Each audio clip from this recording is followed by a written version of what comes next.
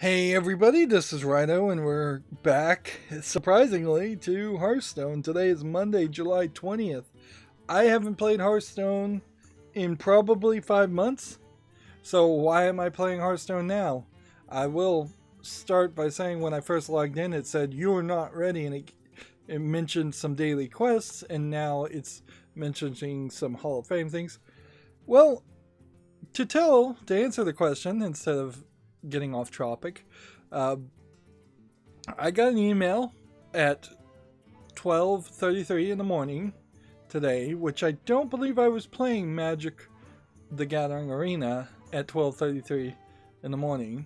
I may have been. I may have been playing right around then and fallen asleep.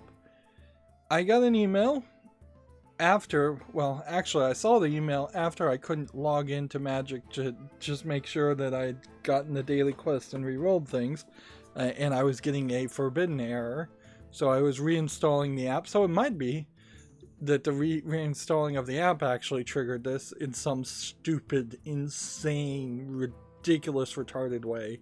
Sorry to use the R word, I guess. These days that's not acceptable. I got an email that claims that my account has stalled games it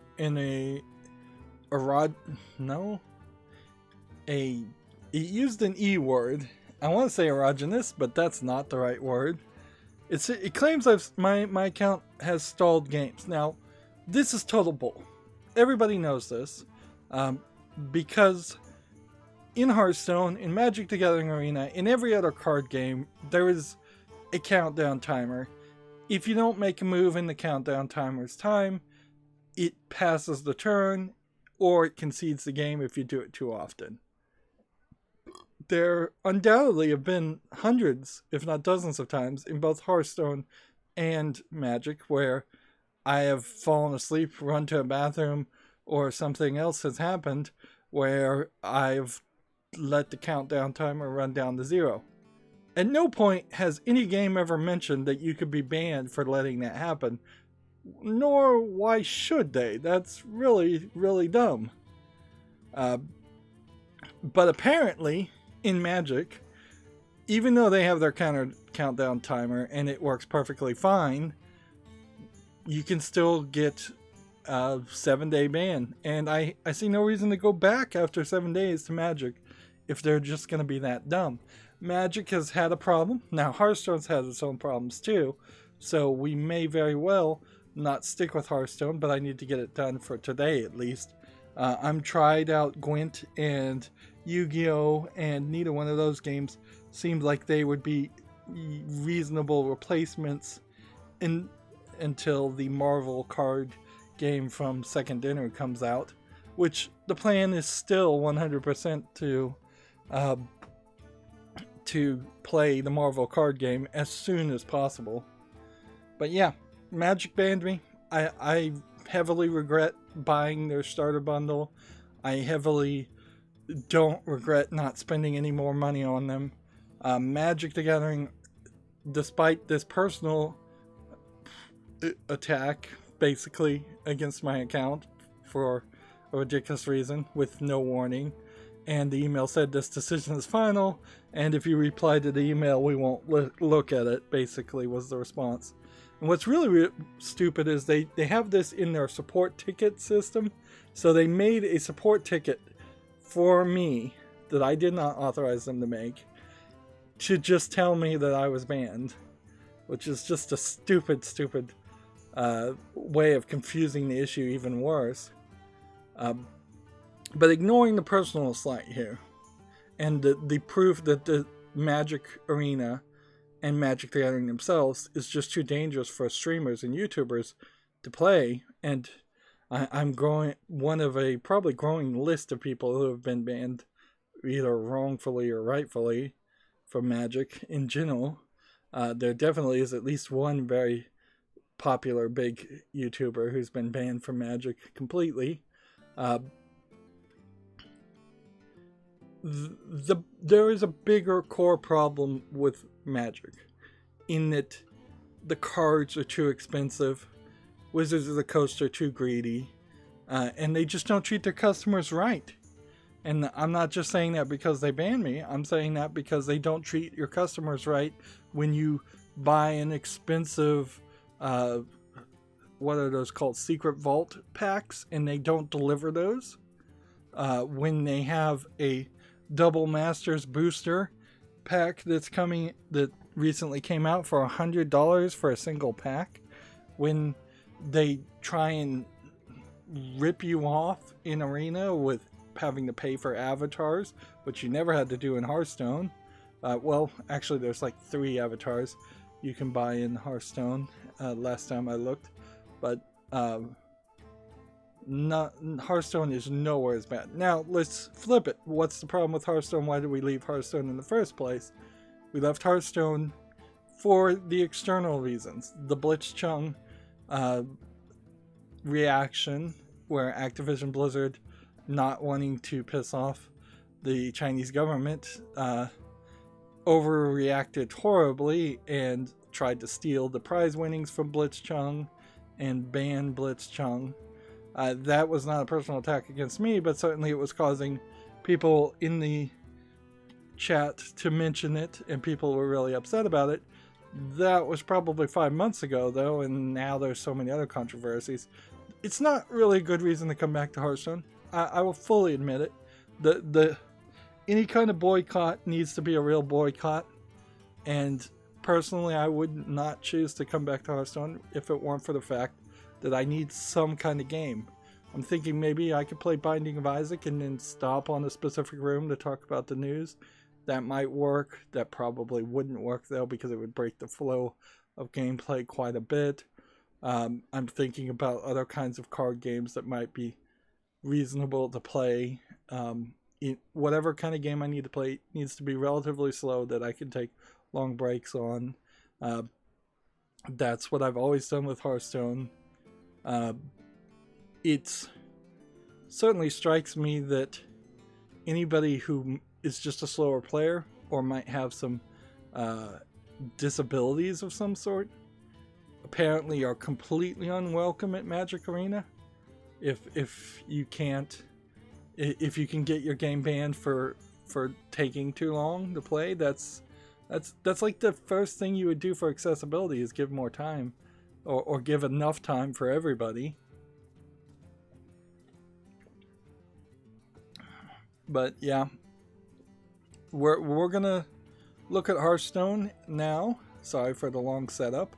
We're gonna see what it really would take to get back into Hearthstone, how easy it will be. This is an interesting kind of like welcome back idea, but then we'll probably abandon it. I'm thinking I'm gonna try and play Shadowverse. There's a lot of collectible card games definitely on Steam, but a lot of them are just not that good. I was stuck with Yu-Gi-Oh! Yu-Gi-Oh! Is a fine game. Yu-Gi-Oh! Duel Links. It's a fine game on Steam, but it just is so designed to be played on a cell phone. It just looks horrible, really, on a PC. So some of my cards are now in Wild and can't be played in Standard. These cards have been moved to Wild. This might be a very long list. Yeah. I would like to say, coming back to Hearthstone, though, boy is this pretty. Bright and colorful.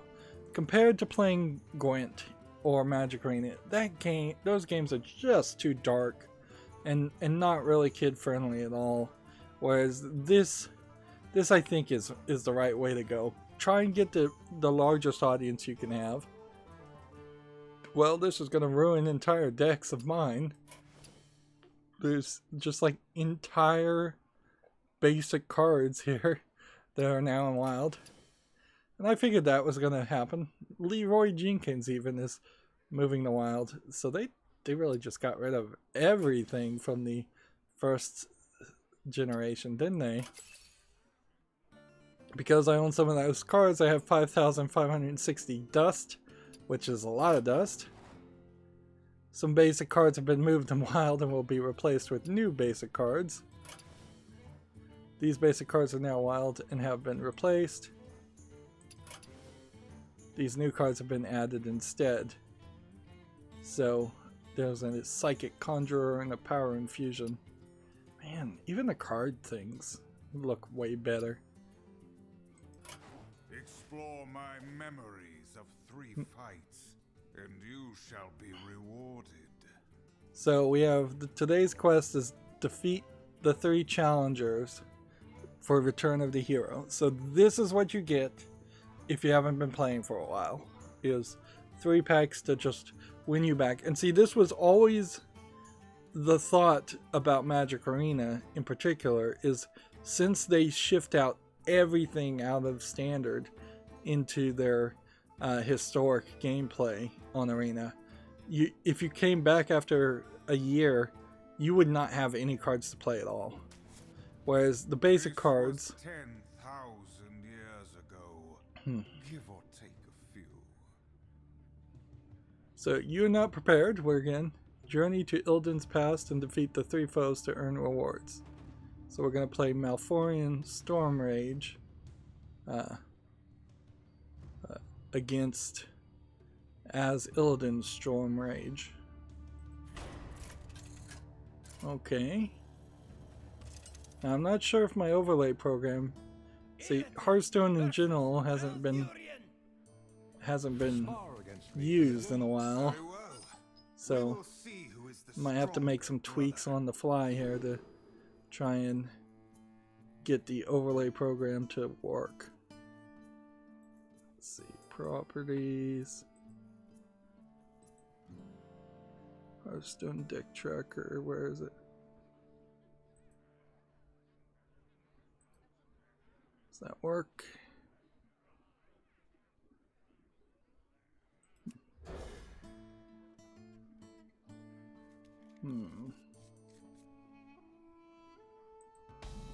There we go. You have such promise, yet you never study. I don't need to.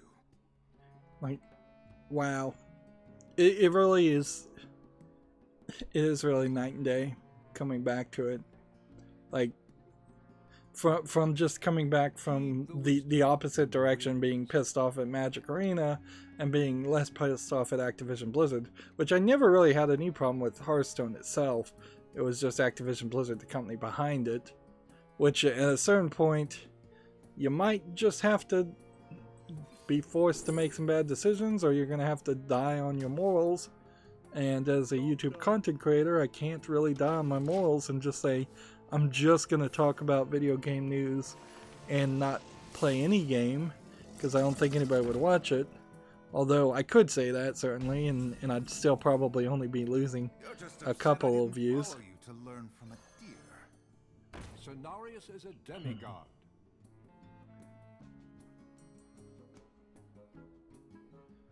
So, yeah, it's just so bright and colorful. It really is. What happened to the overlay, though?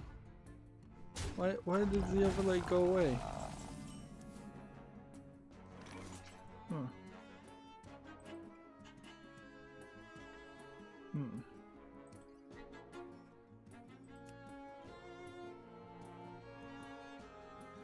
Let's come out of studio mode and then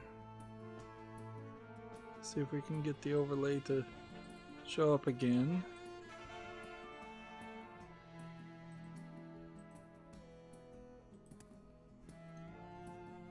It's in the wrong place. It's totally in the wrong place. Of meditation.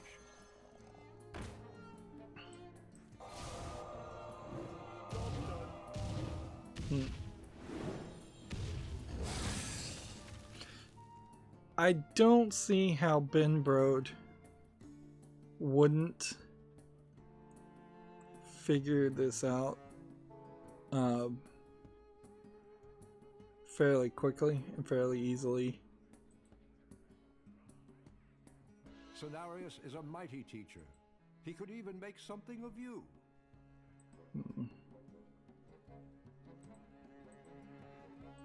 Let's see. Yeah.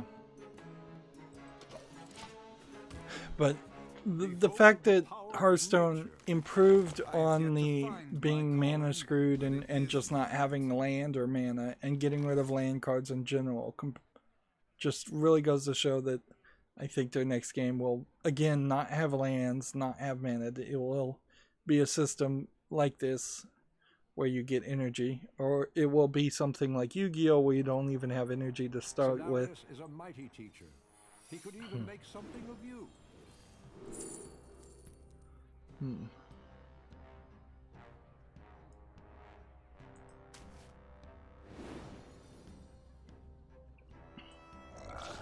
it's just so much easier to drag things around and know what you're doing and not have complicated synergies that just don't automate well.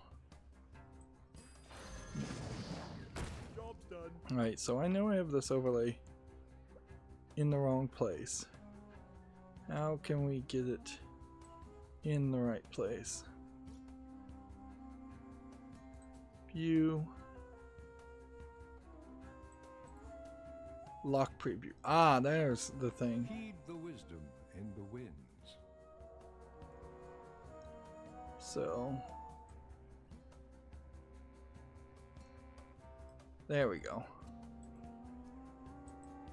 That's why that was not working before. Okay. We've got that working now. Demons.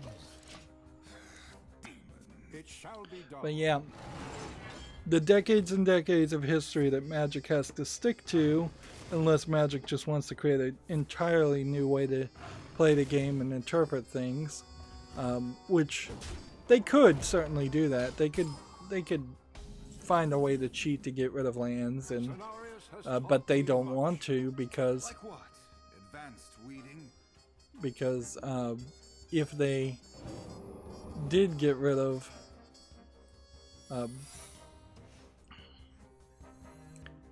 if they did choose to get rid of lands, then that would be less garbage cards they could print. And see, that's the beauty of Hearthstone in a nutshell, is since it's a digital game only, it doesn't have to go into these crazy tactics to try to screw over the whales so that they'll spend hundreds of dollars. I bet the whales in Hearthstone have spent relatively thousands less than what a whale would be in Magic. And not just because Magic's been around a lot longer, but simply because the game itself is just not designed that way. Hearthstone would never come out with a $100 booster pack. I doubt they would, at least.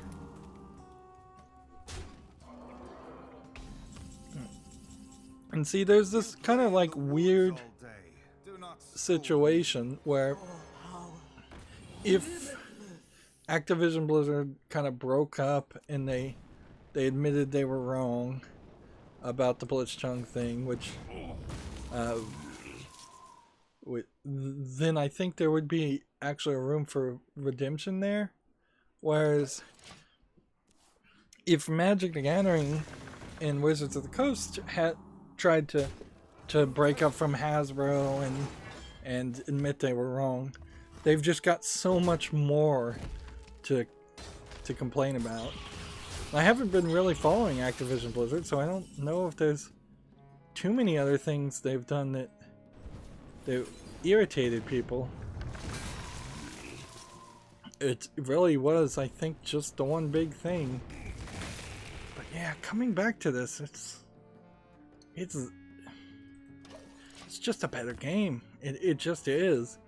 Because they had all the history of Magic and the ability to fix it. Now, there still are some problems with it. And I think once we get out of these little games, these catch-up games, we'll start to see some of the problems. Because we're going to go into the solo adventure, and there's probably been like 3 or 4 expansions that have come out since I last played. So we'll look in the solo adventure and we'll see, have there been expansions? Can I purchase these expansions? Or is that just not going to be allowed or financially viable with whatever gold I left this account on. How much will it cost? We'll get a bit of an idea here as far as how much a new player would have to work to actually be able to start playing Hearthstone right now if today was their first day.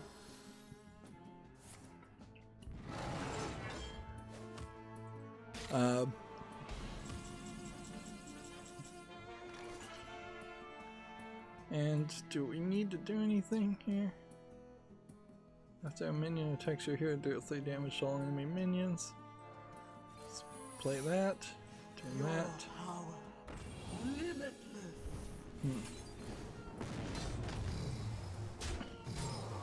Just keep attacking.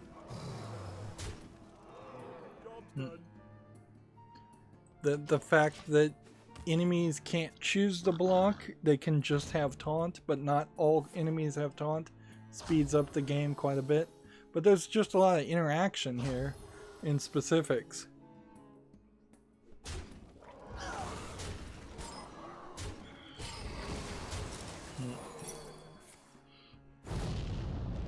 Like just a ton of interaction that you have to kind of be on the ball, and you can actually enjoy the game as it's going. You have proved your talent, if not your discipline. Nothing ever satisfies you, does it? It's just so much polish here. So much polish. It kind of sucks that you need to do this before you can do anything else, but alright, whatever. Like, we'll play these 3 games and we'll catch up. It's not a big deal. Now, I don't plan on streaming here for hours upon hours ranting, so we will get to the video game news. There is, I suppose, that possibility where we could just talk about video game news always. I just think that would be a particularly bad experience, even compared to my average stream, which many, I imagine, would argue is not a particularly great experience.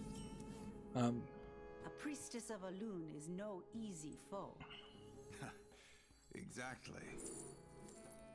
See, I don't know if what we're doing right now is Job's done. some single player content that everybody got to play, or if this is just custom content for new players and returning players, Working harder these days. or just returning players. Who noticed? Let's see.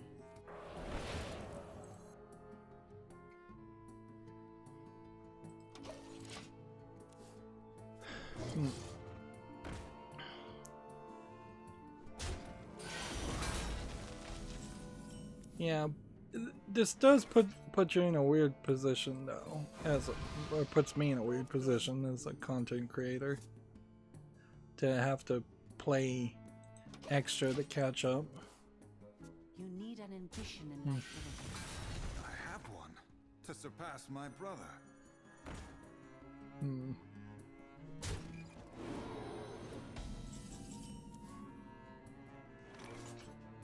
Let's see. Play this. And then this is a twin spell. So far I haven't really seen any new card abilities. I do know that the newest expansion that was either coming out or has recently come out for Hearthstone was going to have multi-class cards, which really seemed like they were only slight variations on that, of that compared to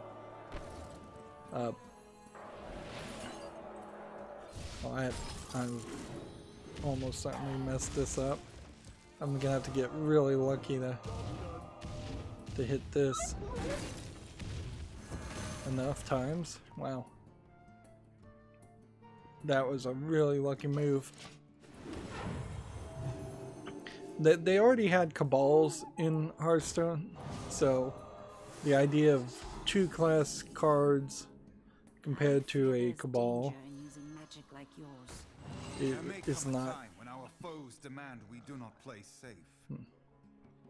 Yeah, and unlike Magic, you can just target the monsters, so that really flips it around. And that really is a better system, I think, to be able to get rid of monsters. Where in Magic you end up in mini games having 20 or 30 monsters. My most successful deck in Magic was one that had a minimum, a lot of times, of 10 monsters on the field. And there's no spell or artifacts, or there are no enchantments or artifacts in Hearthstone, which keeps the board a lot cleaner.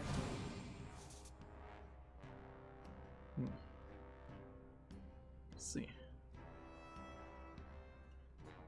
I don't know if I would want to do that.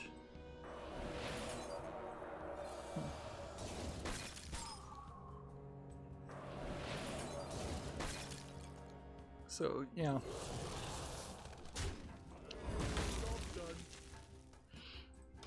I really didn't realize how much I was missing in Hearthstone compared to playing Magic.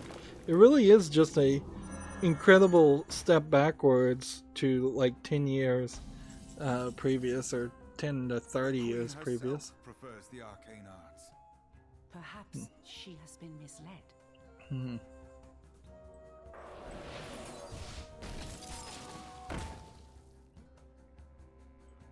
You get a spell. And then they keep their damage instead of healing, like in Magic. It really is. It's like every little nitpick. Share our strength. Coming back and thinking about it is fixed in Hearthstone.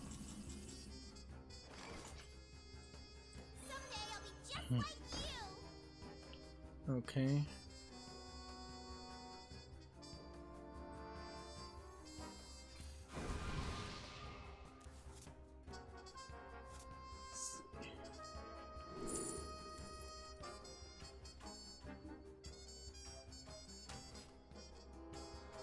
Let's go ahead and just play this. And then play this.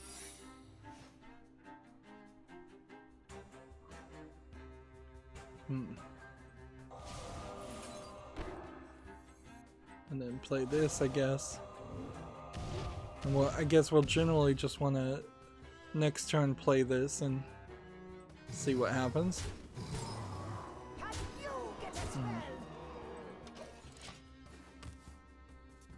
Arena's full. Hmm. Arena's full as the goddess wills. I guess the one thing I hadn't thought about here, though, is what if I turn out that I really, really like this? That's the one thing I hadn't considered, is what happens if I get back here and I can get back into Hearthstone very well, and I actually enjoy playing Hearthstone. I mean, I played it for 5 years, and my biggest complaint, besides the Blitzchung complaint, was simply that the game just took forever to actually let you win a game, particularly if you were just playing ranked, but even if you weren't playing ranked. Yep.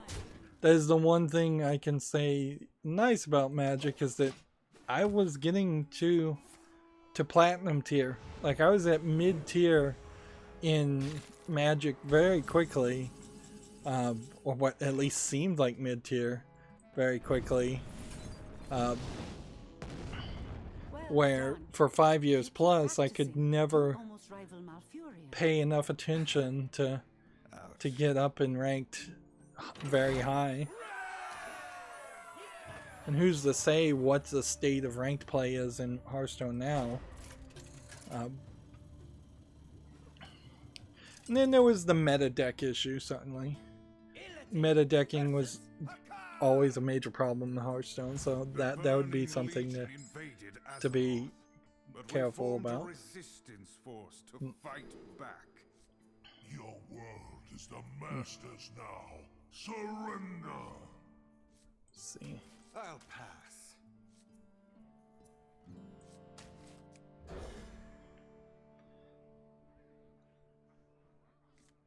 Even the mulligan system here is better than Magic's. And the starting number of hands and cards is better. Demon is too strong. Let me aid you. I know I'm saying, like, objectively it's better, but I really mean that subjectively, in my opinion, everything is better.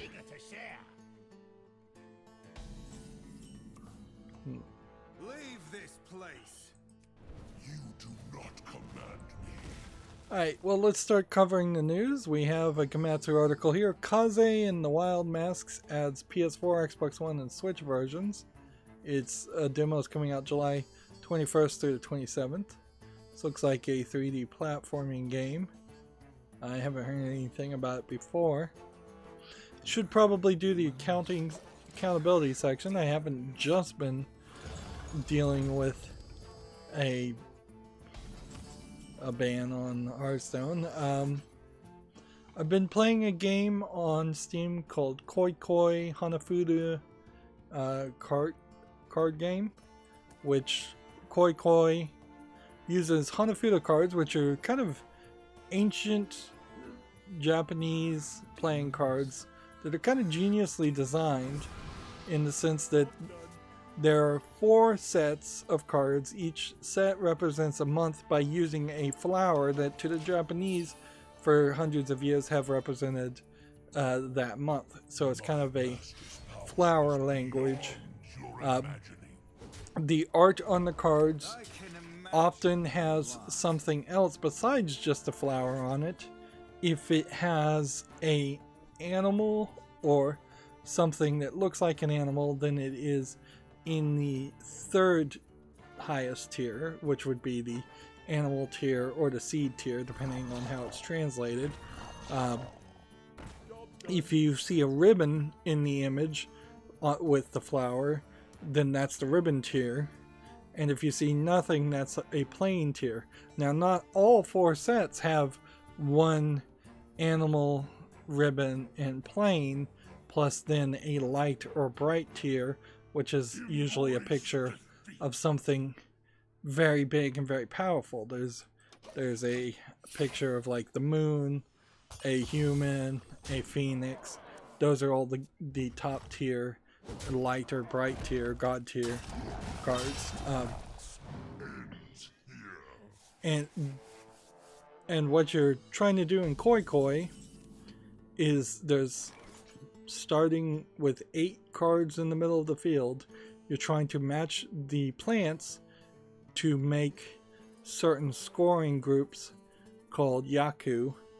And I'm not going to try and teach you the whole game because it's too complicated to just say over verbals. But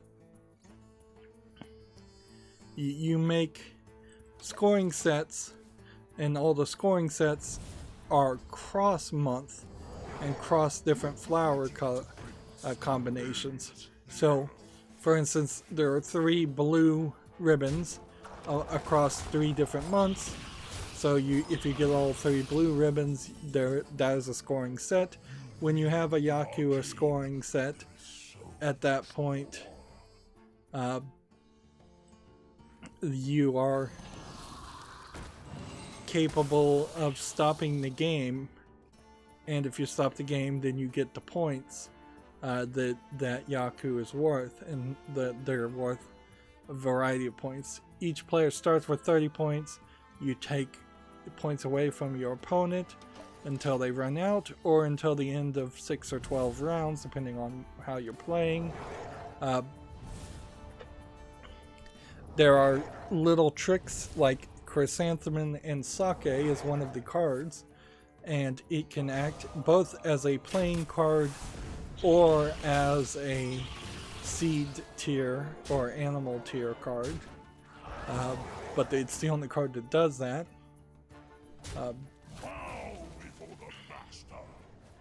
But it's a really interesting card game that I wanted to learn. I wanted to learn how to play with Hanafuda cards for a long time, and I finally have been given was given the opportunity. In fairness, though, unfortunately, I think I paid kind of a high price to learn to play Hanafuda cards, because it seems to me like I spent $10 for the game, and the $10 I spent did not even include 3 campaign DLCs that they're selling for an additional like $5. So the game is too expensive, and its latest copyright is 2015 from a company I believe called Zoo Corporation.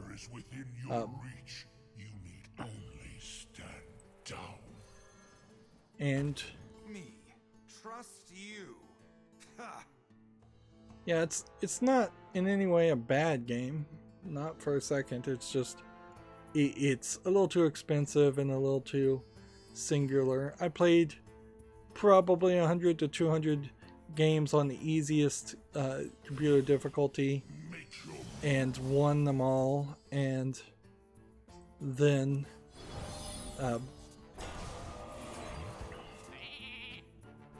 side quest: play an 2 elemental in a row.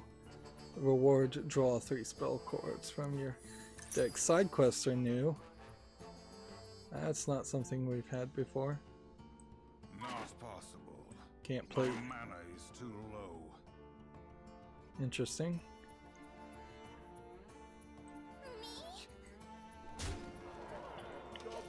I kind of have to applaud Koi Koi for not having a whole bunch of anime girls in lewd clothing as like the rewards and the collectibles that you unlock playing the campaign mode. Instead, you have like a postcard collecting mode, which just shows you what probably are just pre-bought assets as far as postcard images. They're not bad. They're little postcard images of Japan that are family friendly and good enough. But they're not specifically special, and they don't go into a zoomed in way where you could really pan or zoom into the image if you wanted to look. There are a small collection of anime avatars that you can play in a single tutorial mode, but they kind of don't do anything or say anything. They repeat the lines of dialogue seemingly immediately.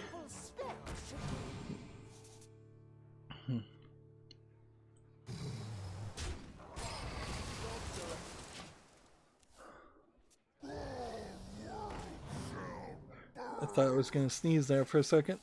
I very well might later on. But yeah, Koi Koi is fine. If you can get it cheap or on sale, I'd recommend it. Hanafuda itself and playing the game of Koi Koi, not Koi Koi Hanafuda from Steam, I'd recommend. You are going to run into problems. Certainly. Though, if you don't have someone who's Japanese around you to play with. Interesting. These side quests are the only thing new.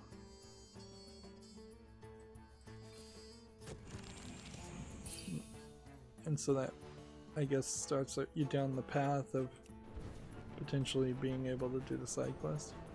How much is this going to do as far as damage? 3? And you get a spell limitless. See, I'm not really in the greatest position here. Yeah. Apparently you have to do side quests in the same turn. Legion's tide.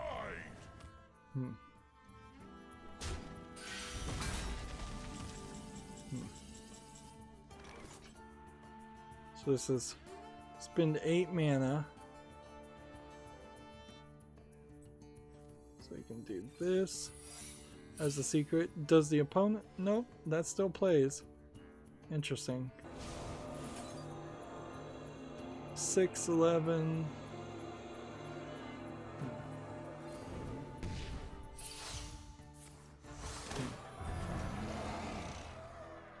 Then we'll go ahead and do that.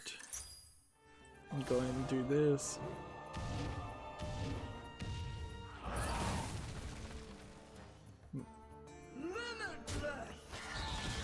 I don't even know what would bring this one back from being dormant. It awakens in one turn. Interesting. So yeah, on top of having to play Koi Koi and then having to play a lot of it off screen just to do a 2-hour recording, I did do some scheduling. I'm working on finishing the scheduling finally. There's definitely, I've dropped the ball on uploading the last of Magic Arena recordings. So like on the weekends, I don't think it's been airing for a while. I just completely dropped the ball there. What can I say? Oh man, I could have won. Oh, I did win. I can't believe I did that. I am prepared, and preparation has its rewards. So yeah, did a little scheduling. I played Koi Koi. I played Yu-Gi-Oh! Duel Links. I played Gwent. I'm gonna have to try some more of that. Return of the Hero. See, I don't know what specifically that does to fix things, but clearly we've got a whole new cycling. This is, I guess, the old way things looked. Let's see what changed. This is new, this little artsiness. So I missed a whole year, basically, a whole season, which they shifted over. So now we're in the year of the Phoenix. The cards you can use in standard change each year. So that logo. Oh. Only basic classic in the last 2 years of cards can be used. In wild, all cards can be used. The following sets are now wild: Witchwood, Boomsday Project, and Rusticon's Rumble. We'll have to see what really is playable. And now they want me to play 30 cards in play mode for 3 more packs. They really are trying to catch me up. We can see none of these decks are playable anymore. So that's a problem. Click to convert. This is a wild deck. Do you want to convert to a full standard deck automatically? Sure. I don't know what it just did there, but we'll see what. But you can kind of see that they're still trying to push people to play standard more than anything. And remember, I have Hearthstone deck tracker, so I can bring back these decks if they mattered, but I imagine these can be auto-converted the way they are simply because of the fact that the only thing that's probably different is some basics. Let's see. Alright, well, let's look at the shop. Let's see how this is. So I could spend $5 on the welcome bundle, or I could spend $19.99 on the welcome back bundle, or I could spend $79.99 on the Schoolomancy Academy mega bundle. Wow. I already own the Nyxradimus card back, And the Schoolomancy is, I guess, the new expansion. It's not out yet. And then card packs. We have Ashes of Outlands. And I don't think I played Secrets of Dragons. And I don't think I played Rise of the Shadows. Or Scholars, Saviors of Uldum. Maybe I played Saviors of Uldum. Or maybe that was the one that was just about to happen. You can buy a Tavern Pass. Which, that's new. And Solo Adventures. There's a Solo Adventure here. We don't have, so what would that cost? $19.99? Can't buy it single? Not the way things are being done. Here we have a free hero set. Okay.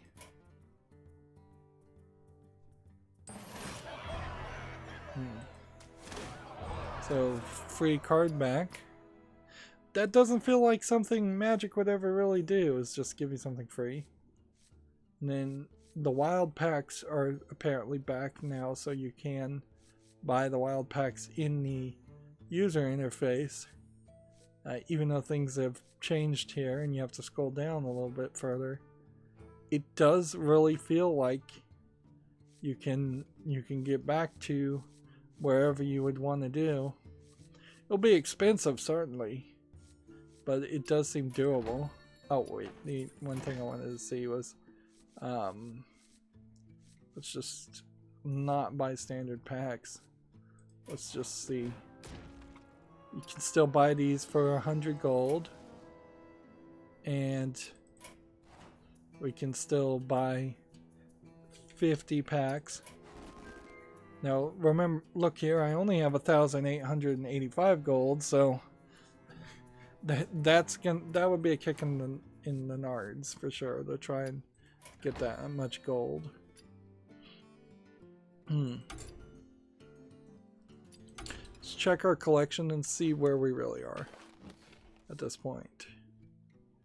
Doesn't seem like too much has changed here. So, Rise of the Shadows. And go into crafting mode. Yeah, this interface is still better than Magic's too. Although, I will say this side art stuff could probably be adjusted a little bit. Magic's collection mode did at least show you 12 cards on the screen, but then it also had a whole bunch of duplicates. So, obviously at some point I did open Rise of the Shadows. Saviors of Uldum.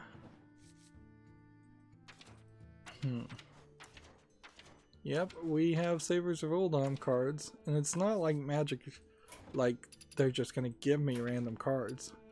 So dragons,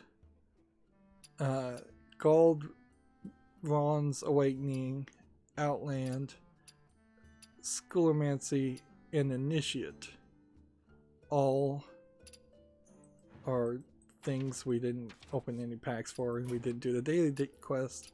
So, well, one of these may very well be a solo adventure.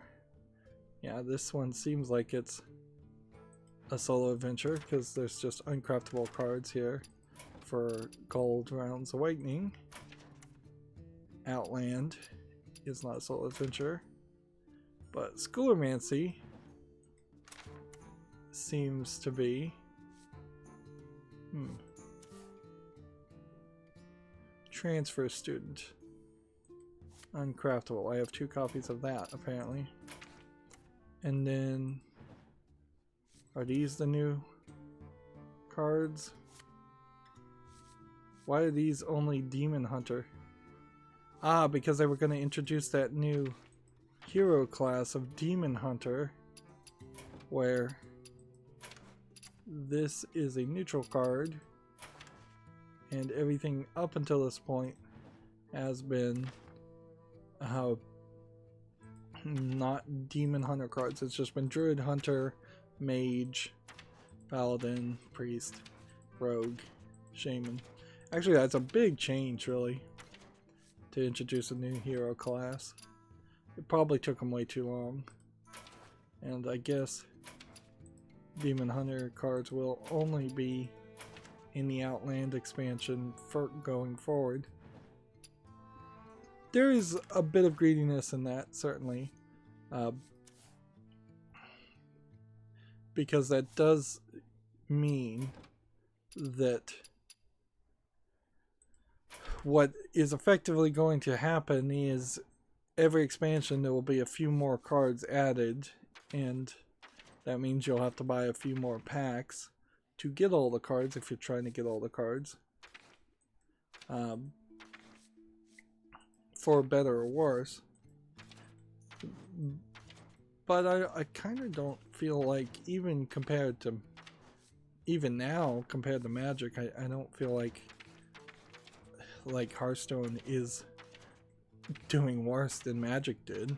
Like, Magic was just insane with the cards and the drop rate and card packs.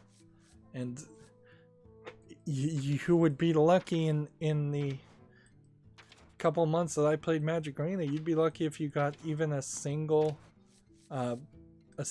discounted pack, or maybe you'll get 2 packs when a new expansion comes out. But then you'll have to play 15 games and get 15 wins every single day to get all the rewards. Their system was just off. And that definitely isn't a way, like, let's just face it, Wizards of the Coast were totally in the position where they could have easily been way more generous to steal away the audience from Hearthstone. And I never heard word one of that. I imagine anybody who's playing Hearthstone right now would not really consider that.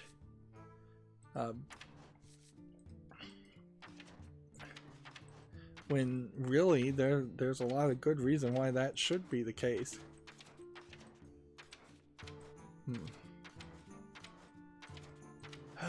Well, we've got new cards, and that's what's really weird, is because these new cards are just, I guess they were just added as, like, because this isn't a basic card, it's a common card. So how would I have gotten that without the game just handing it to me, or replacing the name and the artwork of something else? Which maybe they did that too. Maybe there was something that they felt was a little too offensive and they made some changes.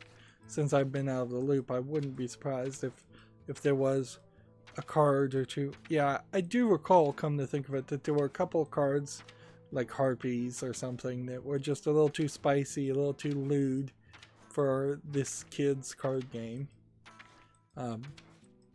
So they decided to change the name, change the art. I don't think it was anything too insane, but yeah, I do remember there was a bit of that controversy. But that's not something that would really upset me. I kind of agree with it, frankly. This is a kid's game. Let's keep it a kid's game. Let's keep the audience that way. It would be really nice to be able, if you were a parent, to be able to play Hearthstone with your kids and feel relatively self-assured that they aren't going to end up saying something just that is drastically inappropriate. Right, so what would it take to convert this to standard? Yeah, let's replace a lot of things. Interesting. Well, then you just replace it. Well, in this case, it just says, well, here's a 1/1 mech. I don't think they're doing anything with mechs anymore. Here's one that summons a 1/1. Then try that instead. Here's one that summons 2 1/1 mechs. Try that instead. These aren't really good offerings, frankly. Their pick a replacement feature, still not like super useful from the looks of it.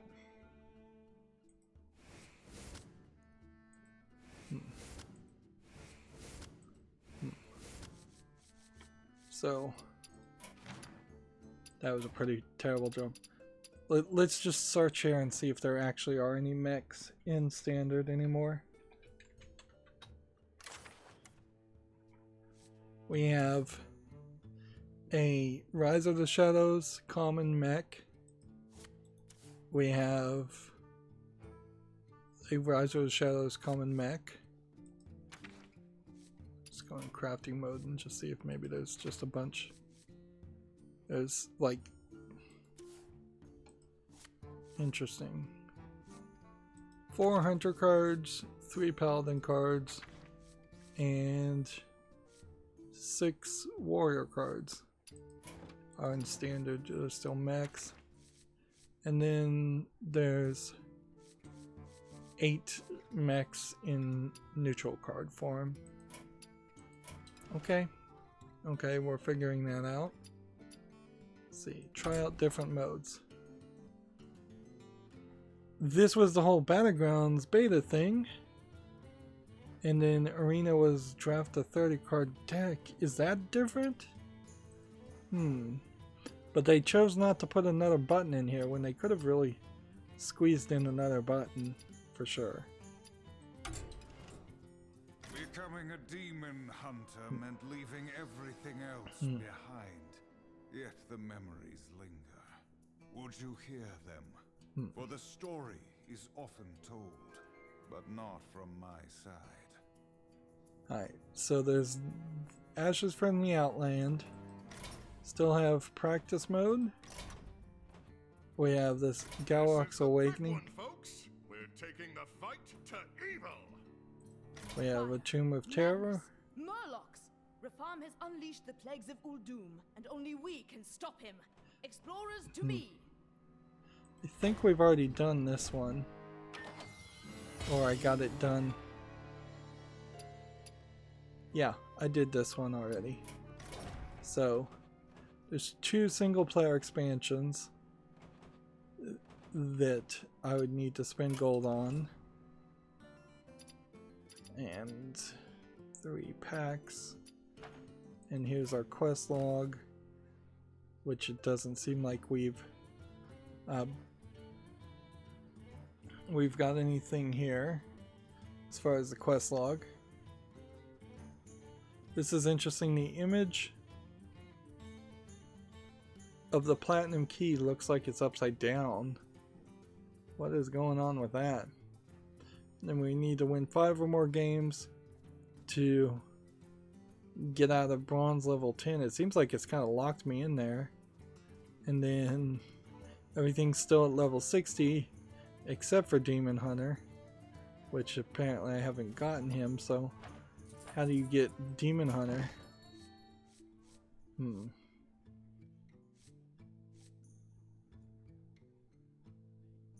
see. Maybe it's not out yet? That wouldn't make sense. Why could you see the cards? A lot of things have changed. Definitely. Lots and lots of things have changed. I know people were playing Battlegrounds mode. Play 30 cards or more. I never actually played the Battlegrounds mode though, so might as well try it. Like, this was the thing that Disguised Toast was liking before he kind of stopped playing Magic completely, and honestly I'm not sure that there aren't really anybody left that really is a mainstream Hearthstone streamer. I left as much as everyone else left. Okay, so Tavern Pass equals 4 arena tickets, Battlegrounds perks available during the Ashes of Outland expansion cycle. Battlegrounds perks include discover 4 heroes, bonus stats, emotes, and early access to new heroes subject to release schedule of new heroes. And I could buy that if I spent a ton of money. But let's just play this and see what it is. And yeah, since it's Monday, there really isn't a ton of news. I Welcome think to the battlegrounds. 8 combatants enter, only one will take the crown. for the most part, drag a minion to your hero to buy them for 3 gold, build up an army to take down your enemies. Okay. Here you can recruit new minions for the battle. Choose well. So this isn't Go ahead and too hire one of terrible. these recruits.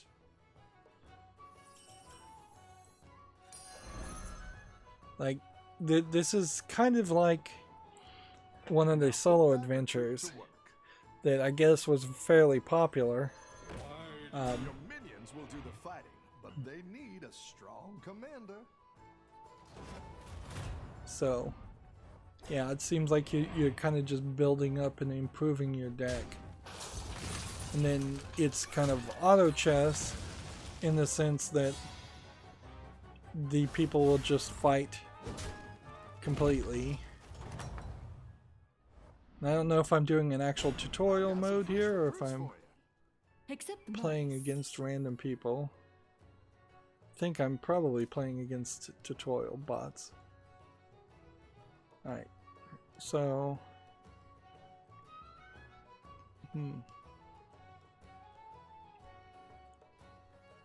Kinda wish we would have that. Spend wisely, but, you know, spend. You don't keep unused gold. And it costs It's good to get some 3. minions in play. Nothing scares It costs you me. 3 gold to summon a mice. 1-star creature.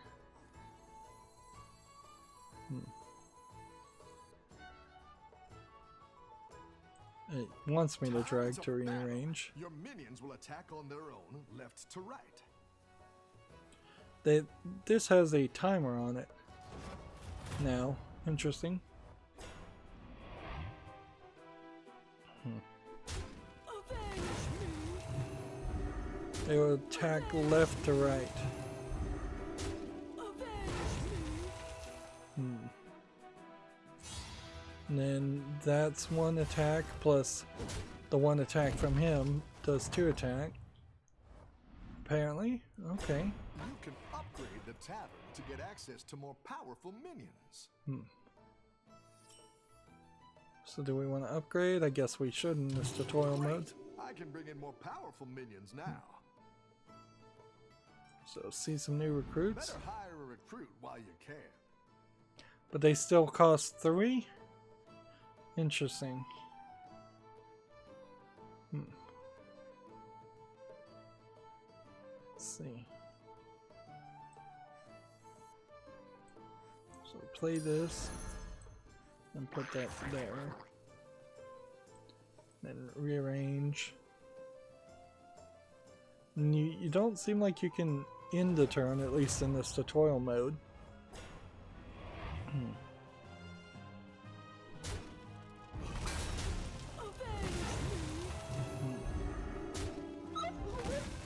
That didn't work out the way I had hoped.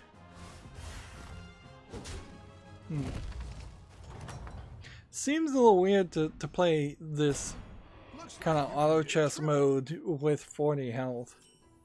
It seems like you could have a more experienced experience.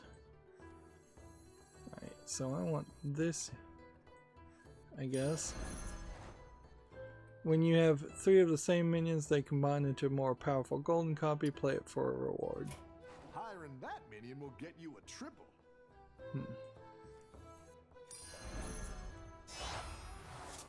Oh, you're moving up in the world. So that's now a 2/6 version. Hey, a triple. Here's your reward. Discover a minion from Tavern Tier 3, which I guess is that.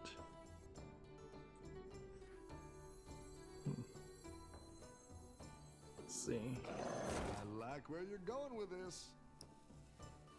So there's like more strategy in this than the previous times we've used like Bob's Tavern to just choose a single upgrade or a couple of upgrades.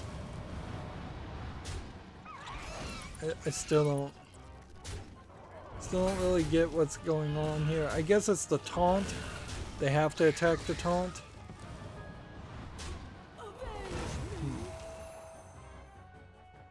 So this guy's gonna have a massive amount of attack, but not as much as I thought they would. I feel like they intentionally beat me there. Want to upgrade the tavern here. Otherwise, you'll fall behind your opponents.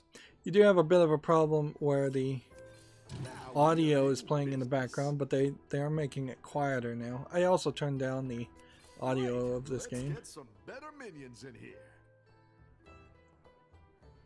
Freeze the minions to set them up for the next turn. I'll make Interesting. sure these ones stick around for next time. Well, this is different. And after 5 years of playing regular Hearthstone, I could see where different would be helpful.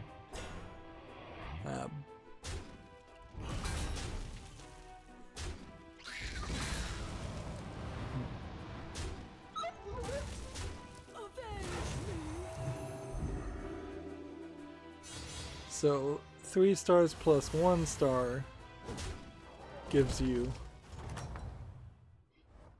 7 damage? Exactly I don't what get you it. were looking for. No. Go ahead and hire one of these recruits.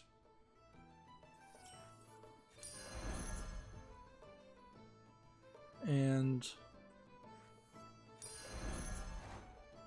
drag a minion to Bob the Solemn. It frees up space and you get 1 gold for it. Interesting. You're down a minion and up a gold. So you trade them out. We'll take you down. And there we go. Give those 2 taunt. That's a great play. I can't wait to see this shake out. This does feel like this is going to be rather random, though. If you're playing against real people, that just the fact that you are given this random collection of cards to choose from, there will be different compared to what other people may have been offered. Does kind of make it feel a little bit unbalanced. It's a little weird also that this is still considered in beta after several months.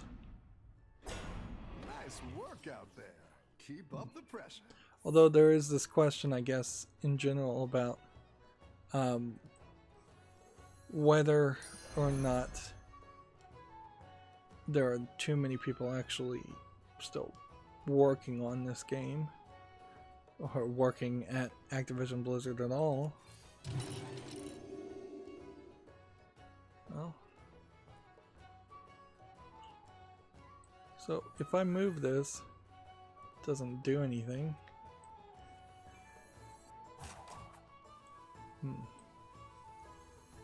Nothing scares me. Except the mice. Now if I pull this back, I can't pull it back, can I? Alright, well. Then that's my choice. It seems like it may not be the choice they planned on me taking, but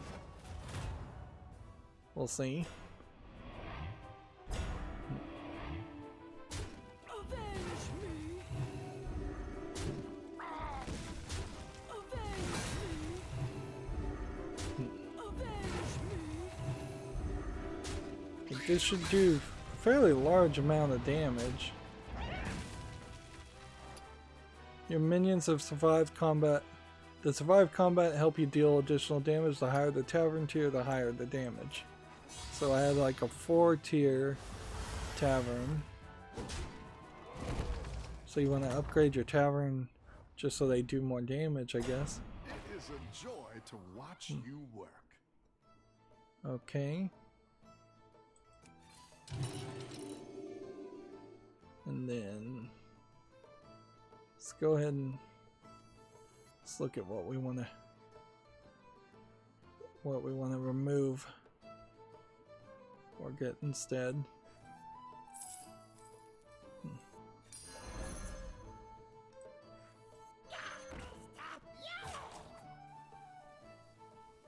There we go. Yeah, I think that's what I wanted. Now, we're at level 5 on the tavern, so maybe it goes to level 6, but I question if it goes any further than that.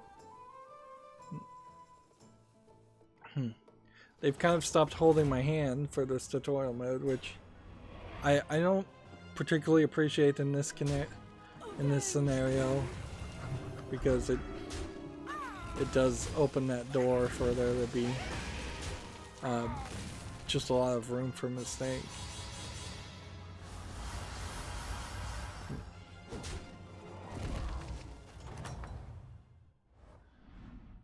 Okay.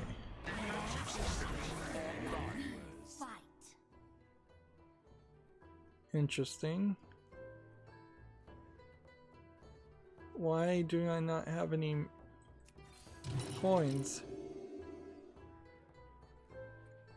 I don't really have any gold pieces.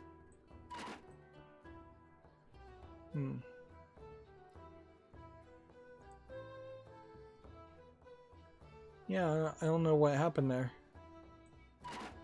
Like, I don't have any gold. I just spent 9 gold. And apparently I'm just gonna have to sit here and wait for 20 seconds, which I guess gives me time to show off this game on Steam. We have Kaladazokov, which looks like it's probably a low effort horror game with just a very heavy video filter over it, for $5.24 English only. There's no enemies or anything like spooky that I'm seeing in these screenshots, unfortunately, so it's got really no selling point.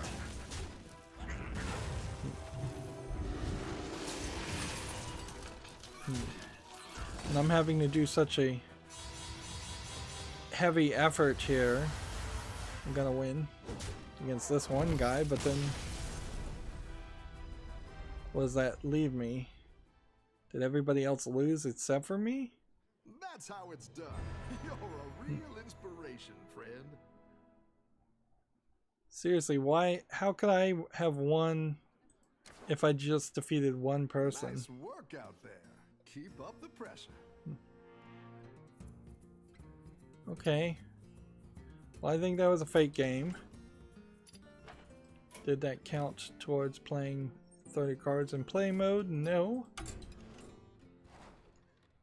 You earn 2 stars for each win. Star bonus decreases as you rank up. Thanks for telling me. In case I didn't know. Let's just go into ranked. And let's just play a beast. We don't even have a daily quest that really tells us we have to play anything. It's been a long time since I've heard the wheel. Certainly.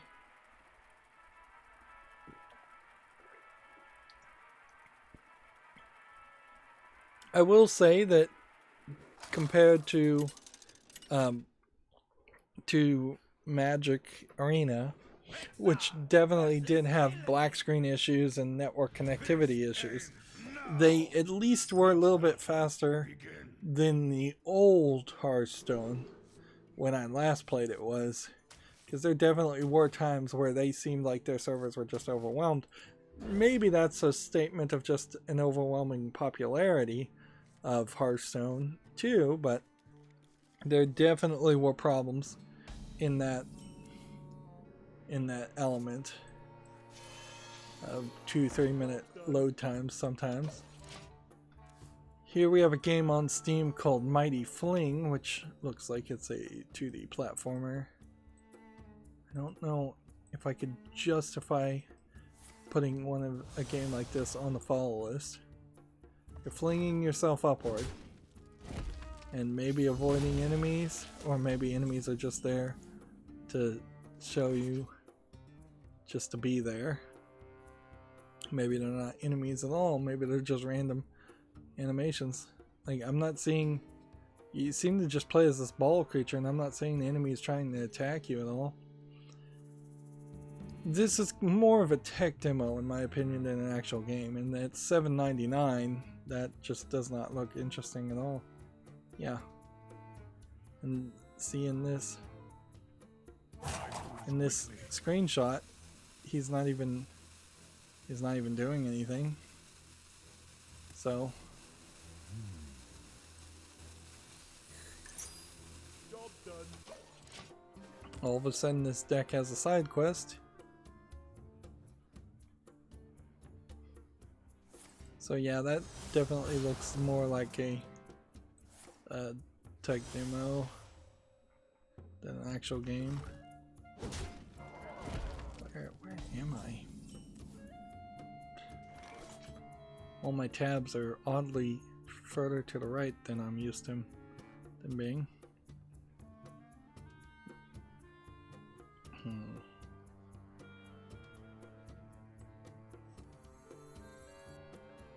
Let's go ahead and just use the hero attack.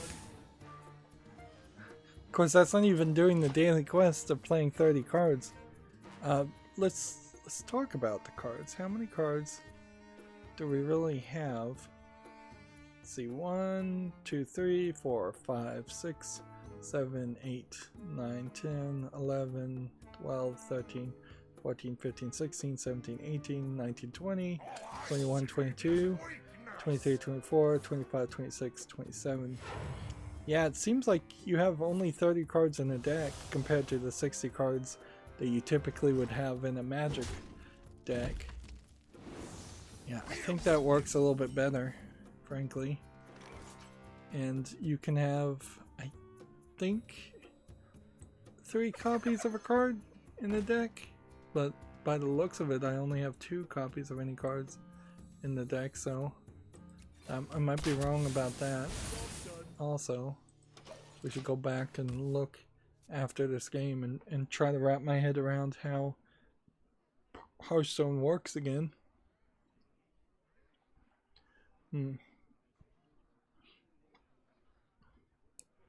See, Steam has a game here that looks like an RPG Maker game. It looks like a mobile phone game with an RPG Maker element. Although, no, this isn't really RPG. It's not RPG Maker. It's just an RPG game. It's free to play with in-app purchases, Chinese only. Honestly, compared to a lot of the other Chinese games, this actually looks rather good. It's fairly nicely polished.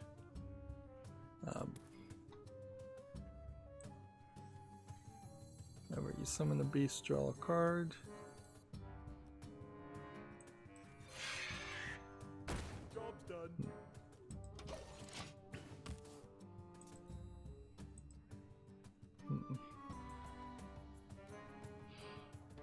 I suppose if I had the gold, today would be a day to play Arena, because I was going to do draft in Magic.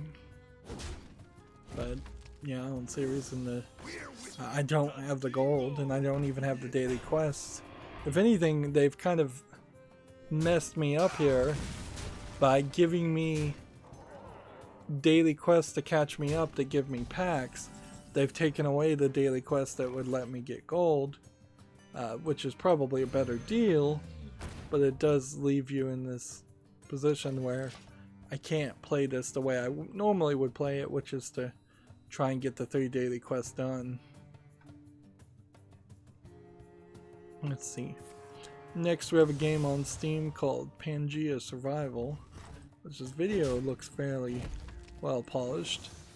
In general, the screenshots look like it's an asset flip dinosaur game with no UI, but I'm not sure I 100% believe that, because here you have like a fully animated cutscene that's happening here.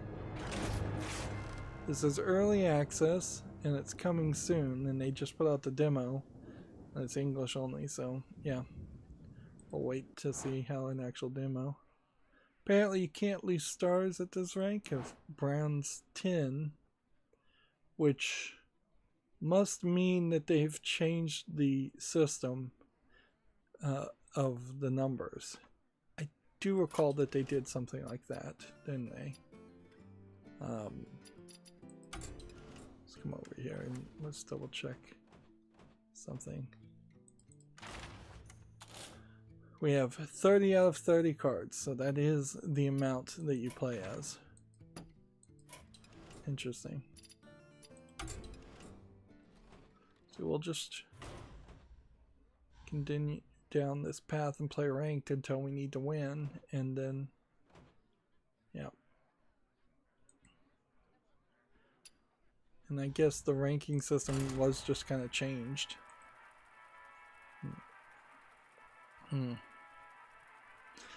It's just so weird to potentially not even hear Leroy Jenkins' voice, though, because that was so iconic to Hearthstone. Is that even 5 years later, that you would still occasionally have somebody playing Leroy Jenkins, even if it wasn't even a competitive card. It's weird that they put it into Wild. But I would say the thing they haven't done here is moved all the cards to like Wild and created a whole second generation of the card game, which I don't think that would really work. This is a new Egyptian themed playfield, which the ability to click and play with things on the playfield still exists, which I can't say I hate it. It definitely was better than Magic Arena's playfields, which were frankly ugly and pointless.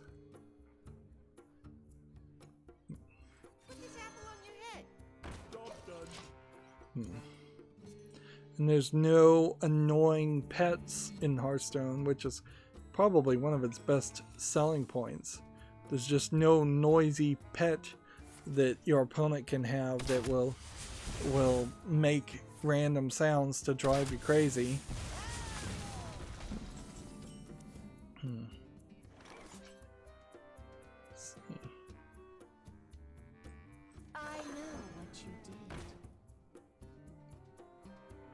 I don't think this card is a good card to have in this deck. Next we have a game on Steam called Soul Divide Sword of Darkness, which is a shoot 'em up of some sort from the looks of it. Although I would call it more of a side-scrolling shooter that looks a little weird. Looks kind of like early 90s. I don't think this City Connection has anything else. Well, nope. This is that company that is now listing all these shoot 'em up games that look like arcade games.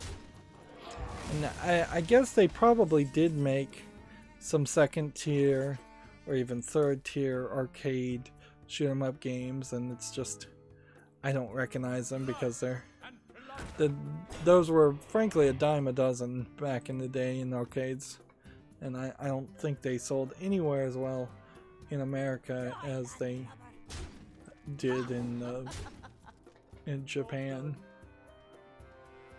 I would say Hearthstone would be nice if you had an attack all, but you don't run into too much of a problem there because you're only going to have at most 7 things on the field anyway, so dragging 7 things just keeps you more involved. Next we have a game on Steam called Nowhere New, which looks like a low polygon platforming game, kind of Prince of Persia clone, I would say. Doesn't look like there's really an enemy or anything. They're saying it's a story-rich investigative mystery game, so kind of like a point-and-click adventure for $4.99. Being compared to the Cat Lady, that's a tall order. English full audio. Well, you know what? I'll give it a chance. I'll put it on the follow list. We'll see what the reviews say. Let's see. Let me. Your presence offends do this. Do this. And go ahead and kill that. And do that, and do that.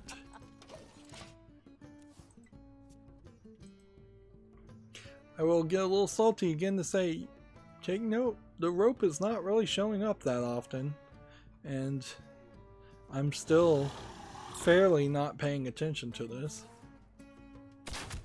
But I will and also say that there are definitely times when I was playing Hearthstone off screen where I would just leave it and walk out of the room.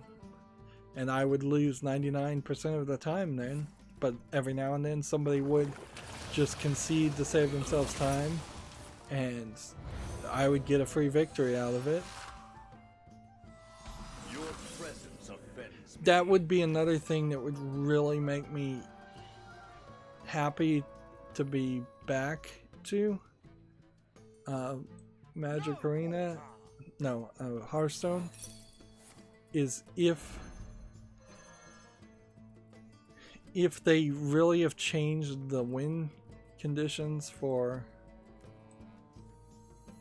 how am I trying to say this? If they have really changed the, oh yeah, max health. That's another thing. You can't get above 30 health. I don't think there's any way to do that at all.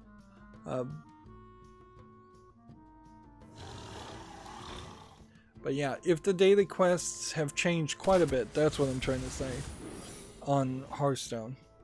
And it's no longer as focused on getting victories, then that would be a great improvement too.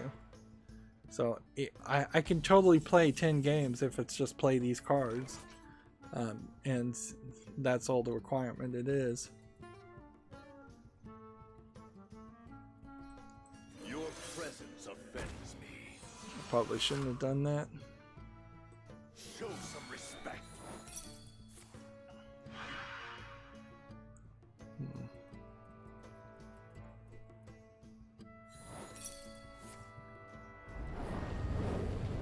Because of explosive fire trap, which is still a thing. Your presence offends me.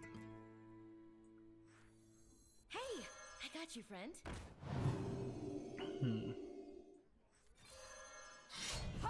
Attack, attack, attack, For justice. and attack. Job's done. For one. Next we have a game on Steam called Buck Bradley Comic Adventure 2, which is tagged as education and puzzle. I don't know if I agree to that, but it does look like it's a fairly well animated, I imagine, point and click adventure game, but it does seem kind of stationary too, so it might be closer to a visual novel. But it's $7.99, English and Italian. Put it on the fall list. We'll see what the reviews have to say. Alright, and we'll just win here. Oh, I forgot. I was trying to play cards. I should have played the card.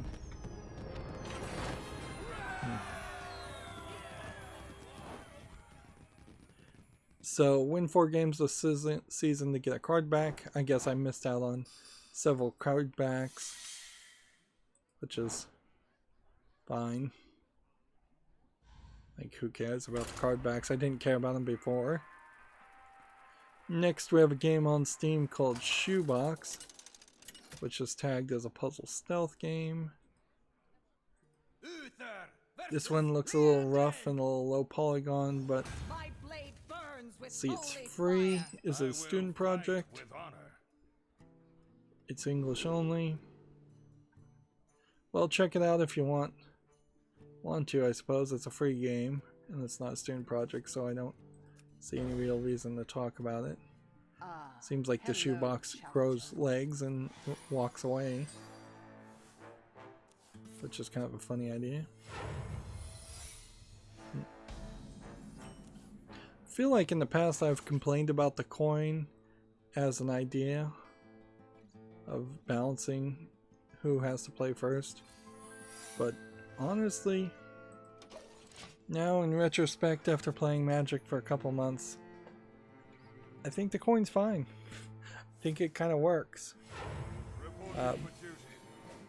Although, in all fairness, Magic doesn't really seem to really matter who goes first that much, because you're playing a longer running game regardless anyways. It's going to be 10-20 turns in before you win in almost every scenario. Where Hearthstone, it does seem like you might very well lose in 2 turns. If you're playing against someone really, really strong. Let's see.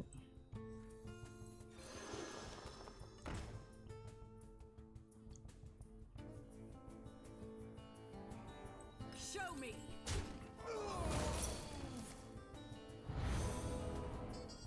Okay. Next we have a game on Steam called Elliot, which looks like it's a Super Meat Boy platforming game. Doesn't look particularly visually polished or consistent in its graphics particularly, because you have like this one area, and then you have a very different area, and then you have a very different area, and another very different area. $7.99 English and Spanish. 2D Super Meat Boy style frustration platformers are not the ones that I would want to play.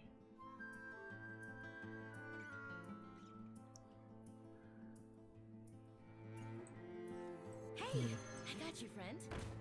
I'm starting to yawn, so probably I'm getting fairly sleepy. Show me.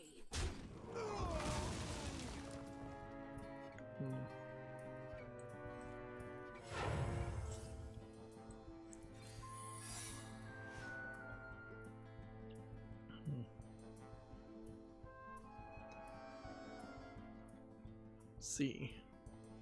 Gamatsu has an article here for the Switch. G-Mode Archives Title 10 and 11 to 11 announced. I have no idea what G-Mode is.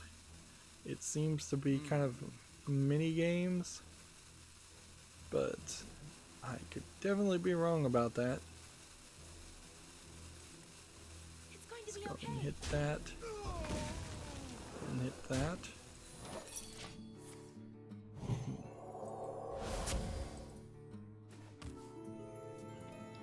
Gamatsu has an article here. A Nintendo Direct Mini Partner Showcase is set for July 20th. A few updates on a small group of previously announced games for the Switch, which probably means that there won't be too much new to be said. But if they were just going to delay games, I don't know why they would have a Nintendo Partner announcement around that. So there must be something that they're going to announce that's actually positive, and that this isn't just going to be, oh, this game is delayed, and oh, this game is delayed, and oh, this game is delayed too.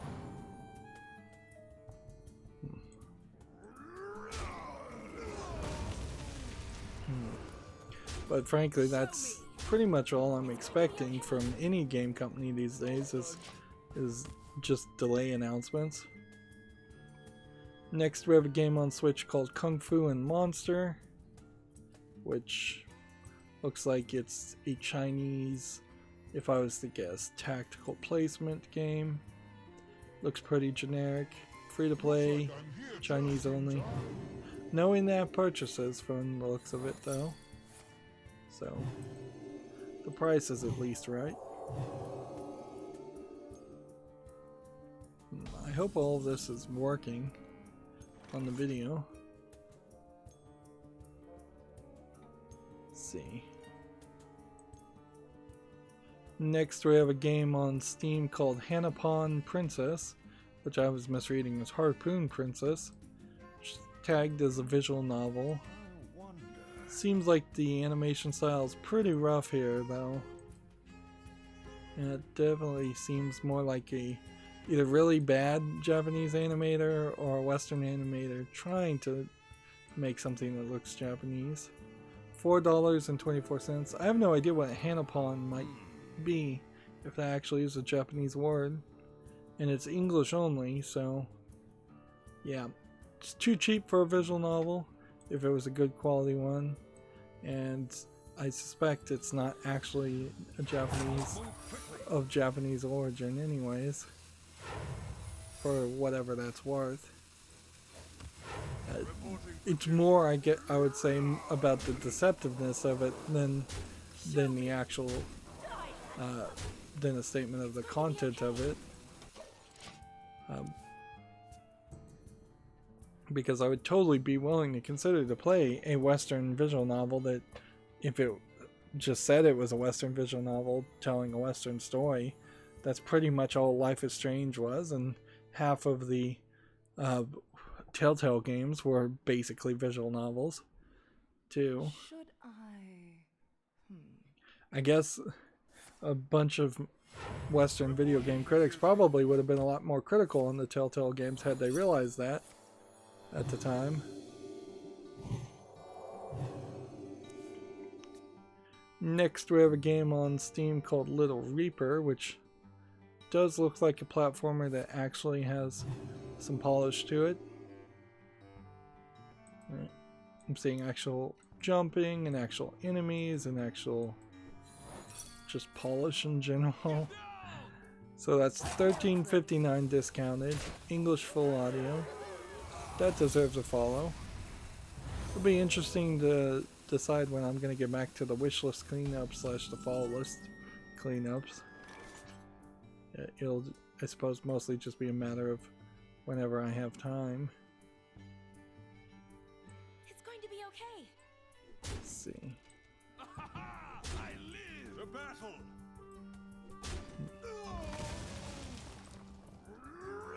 This guy has like 7 health, so what we need him gone.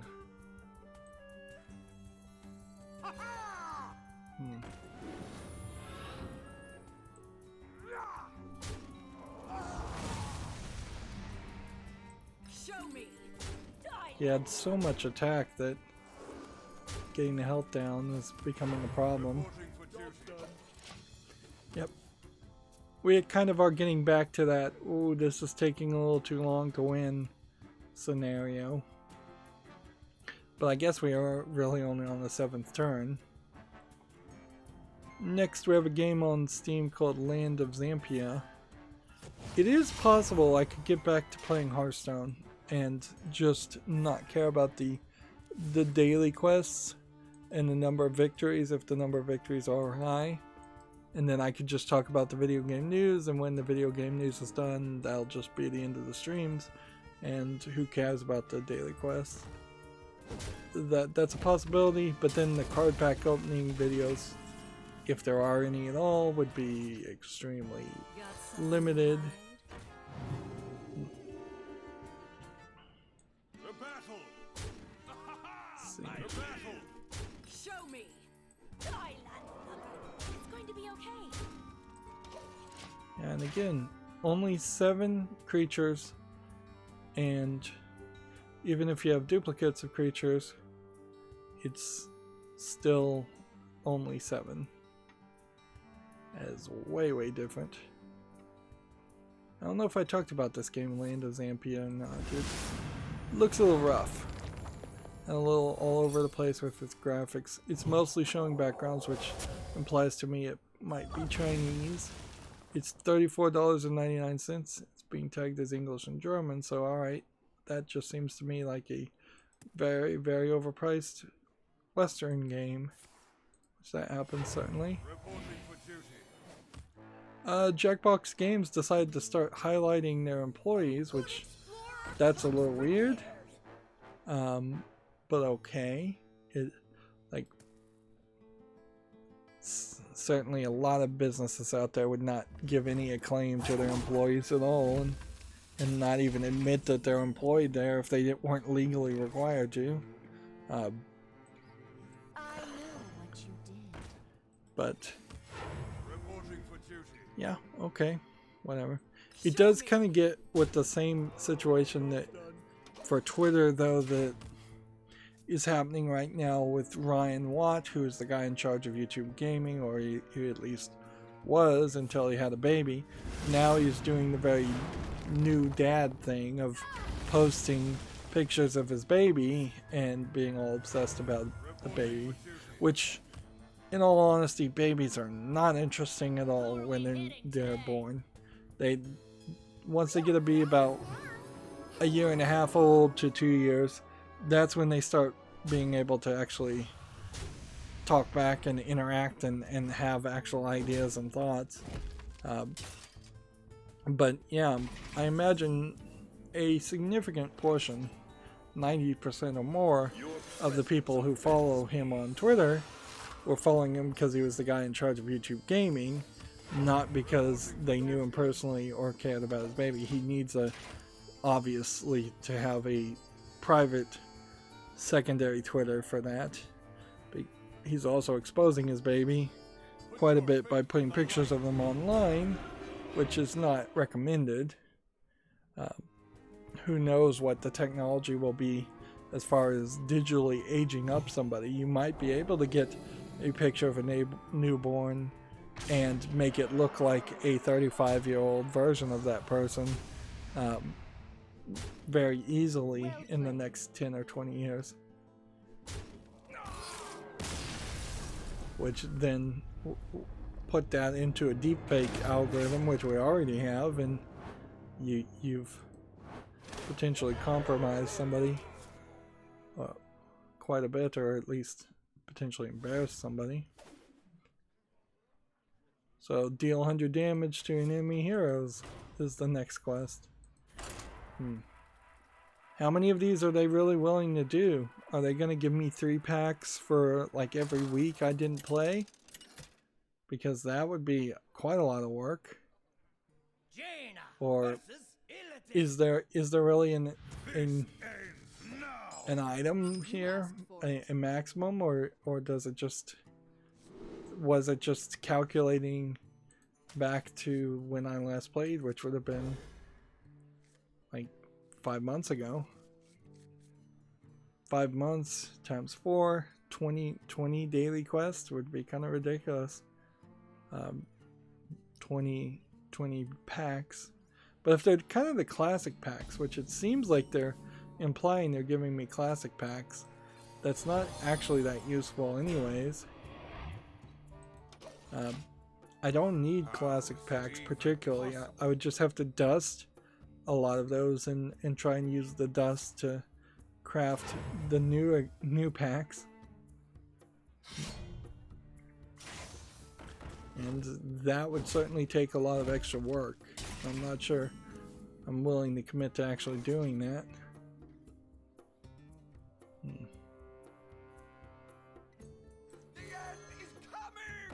This is probably a pathetic card to play on the second turn.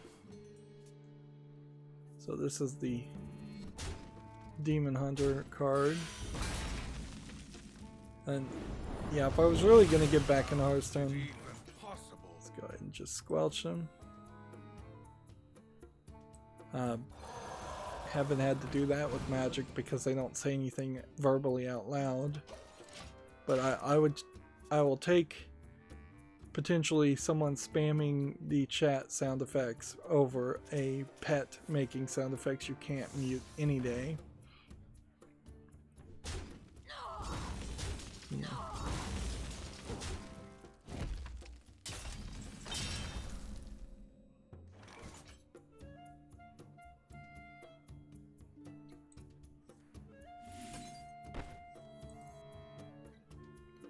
I assume if I did this, it would be on the same side,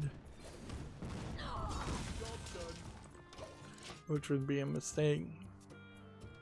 Next, we have a game on Steam called Nanodot Wars, which looks like it is just kind of a ugly looking polygonal game. I guess it's trying to be something like a Tron looking game, but boy does it just look ugly. It's $1.99, English only. A bunch of neon, which never interests me.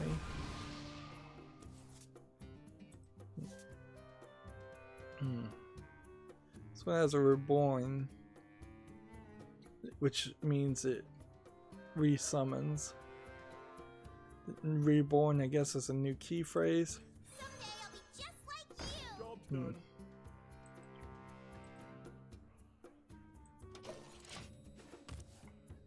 Let's see.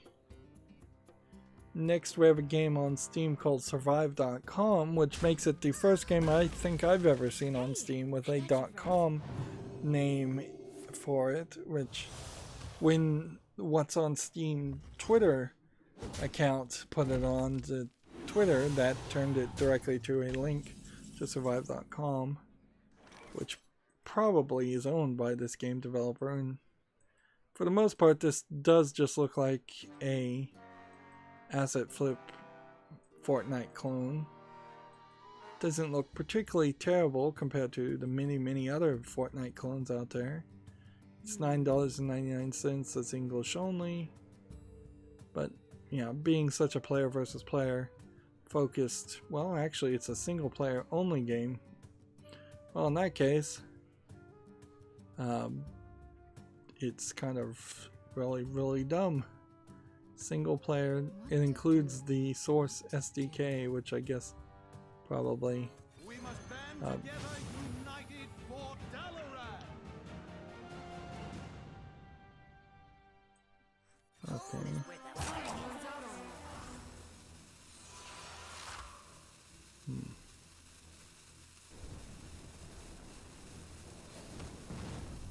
Job's done.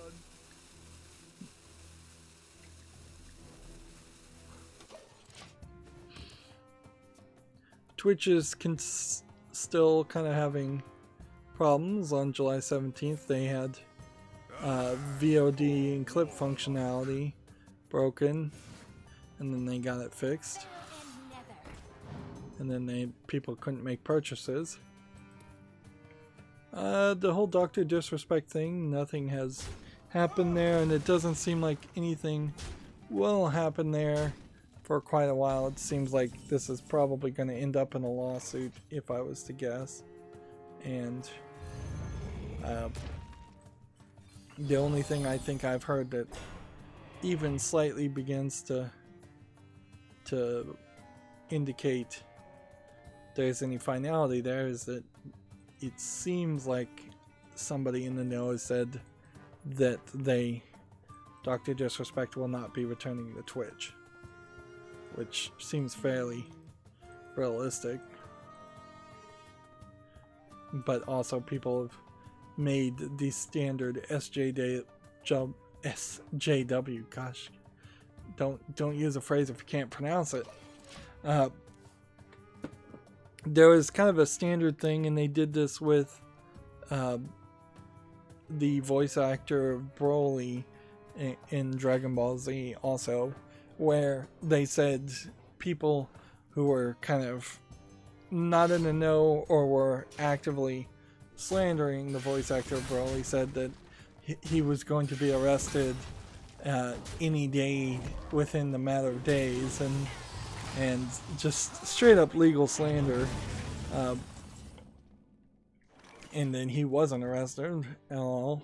That's what they're saying about Dr. Disrespect too, is that there was he was disconnected from Twitch or banned from Twitch due to a serious legal case, and yeah, that is kind of just an appeal to authority fallacy argument being thrown out there, which certainly has been done. Certainly plenty of people have been locked up and disappeared in US military jails because they were terrorists, quote unquote, even though they never had a day of court. There was never anything to ever prove that they were at all. And don't get me wrong, probably a lot of them would meet that broad definition compared to being an enemy combatant of a but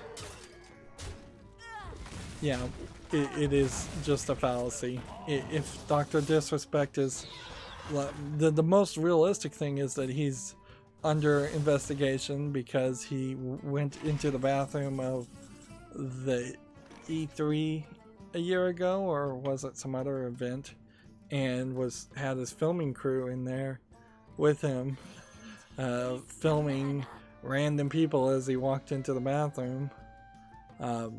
So yeah, if there was somebody actually investigating that, and it's just taking them this long, why not say it? Because we kind of all saw that happen.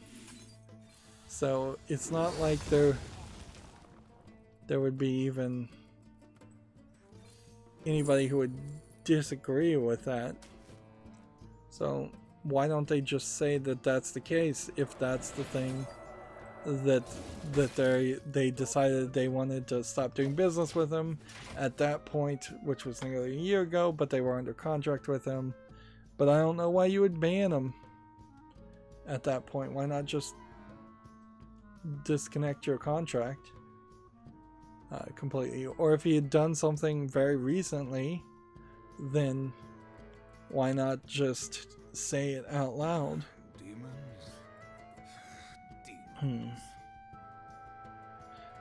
The truth is, Twitch is pretty much admitting in their silence that they are acting on something that would be a slanderous accusation if it is said out loud.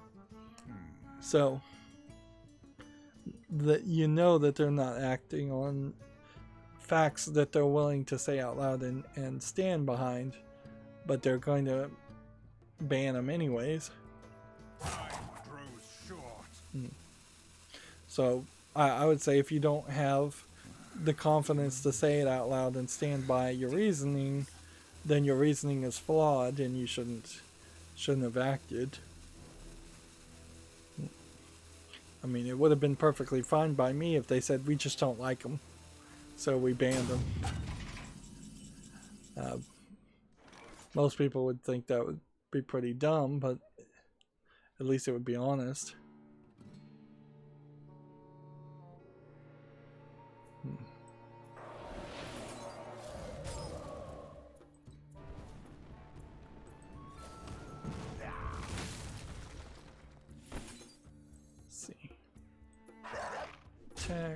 Attack, destroy this minion, place it again. This one only gets +1, +2, +1 when the beast dies. Let's see. Well, next we have a game on Steam called Trap Legend. Trap meaning a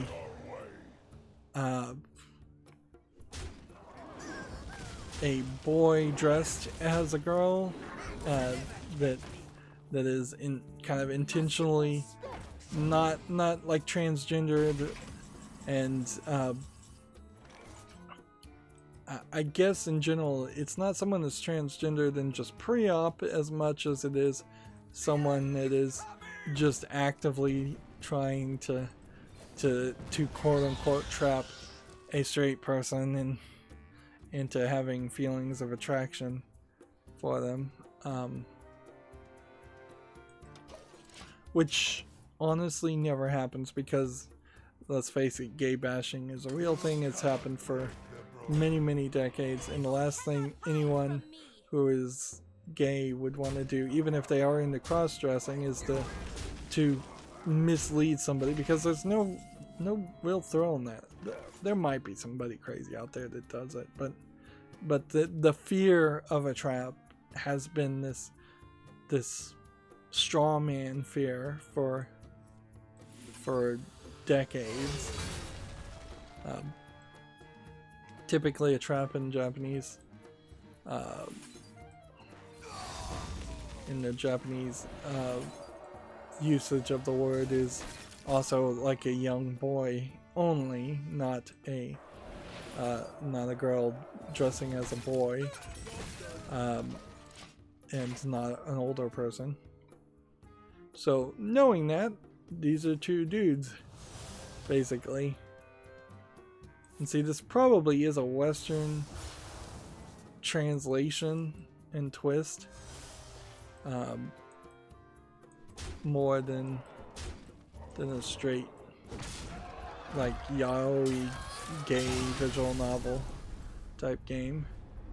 from Japan, but it might be. Let's see, $8.99. English, Japanese, full audio. Okay, interesting.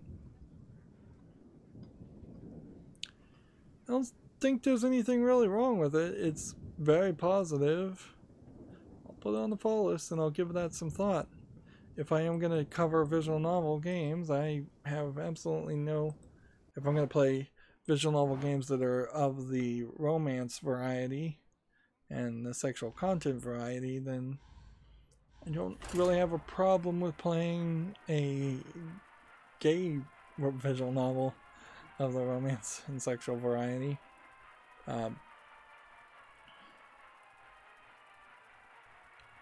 And I personally don't have any problems with cross-dressers or gay people or anything like that. Your soul shall be mine.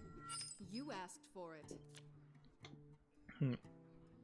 What is that movie, The Crying Game? That's just like a prime example of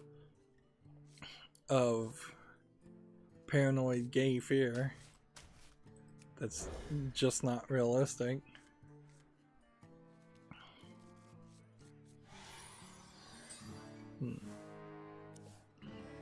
Now, I will make an argument that maybe now, as transgenderism is gaining prevalency, for better or worse, there might be a number of pre-op transgendered people who are not willing to take the advice of other transgendered people, which is to say, always inform your partners, always let them know what they're in for, always know that you feel like you're a female, you were just born in the wrong body, you consider yourself female, but you have yet to have the surgery. Like, shocking anyone with anything, particularly when someone is vulnerable in the bedroom, is just no way to have a good outcome.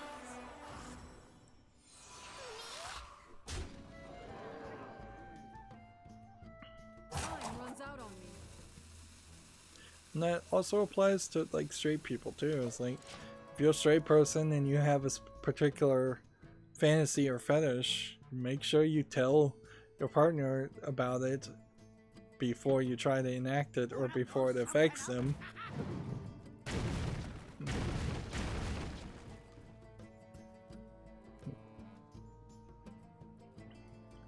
Moving on, Susan Wojcicki, the alleged CEO of YouTube, she basically never seems to actually be working there. She had a interview with Will.i.am instead of, you know, focusing on making YouTube better. Which, in all fairness, I guess there hasn't been anything incredibly crazy that has happened around YouTube lately. And I think that's mostly because they are just working from home and they have yet to find a way to irritate a lot of people. But I will say that the new YouTube studio, which I've had to been working with to upload videos, is just absolute garbage. Just total garbage. There's literally no reason or rhyme to why some things show up and some things don't. It looks like maybe one of my videos just failed to process completely, and so there goes a Magic Arena recording. Not that I particularly care at this point. But yeah, I'll schedule something, and at that point it should be scheduled, and it shouldn't be in my filtered list for videos that are private, because it wouldn't be private. At that point it would be scheduled. Or maybe it should still stay under the private private category. Regardless, there's still this situation where some videos get scheduled and they disappear from the filtered list of private videos. Some videos get scheduled and they stay there. Some videos I had scheduled all of a sudden were out of order, which makes absolutely no sense. Like, the upload order is wrong from what was uploaded. Now, maybe the upload order issue will get fixed fairly easily once my automated script starts getting used, but it's definitely not good. I would definitely take the old YouTube Studio and software any day. It's just kind of ridiculous. So many possibilities. Almost out of time. It's a lot more vocalization, I would say, in Hearthstone compared to Magic Arena. Next, we have a game on Steam here called White Wings, and they're using kind of like a live 2D animation or just full animation. It's mixed, unfortunately, as a visual novel, and it's tagged with nudity, but that didn't sell it. It's $15.99. There's a whole collection here for $25.74, which oddly is a little too cheap if there was going to actually be a collection. Full Japanese. Let's see what the reviews are as to why they don't like it. Bad End is the only thing. Let's see.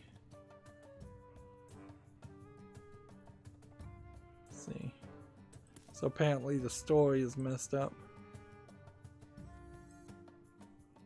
What to do? What to do?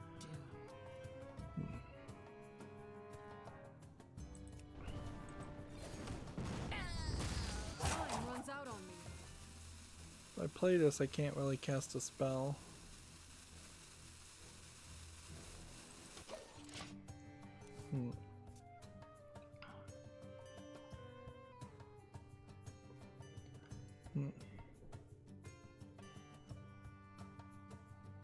See, we have a negative review here. I think the protagonist should have been indifferent to all of the heroines instead of being in love with one of them, which made the story biased. Also, his personality was very weak, which was irritating.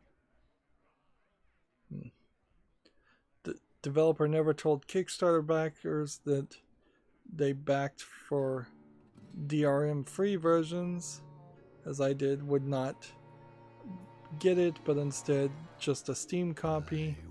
This shows me that the developer cannot be trustworthy, so they're unhappy about that. So many technical errors and bugs. Interesting. So bad. So yeah, there's just a lot of negative reviews for a visual novel. And people must have been excited about it.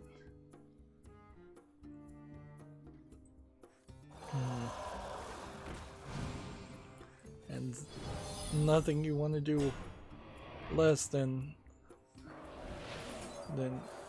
lose the fandom, lose the excitement.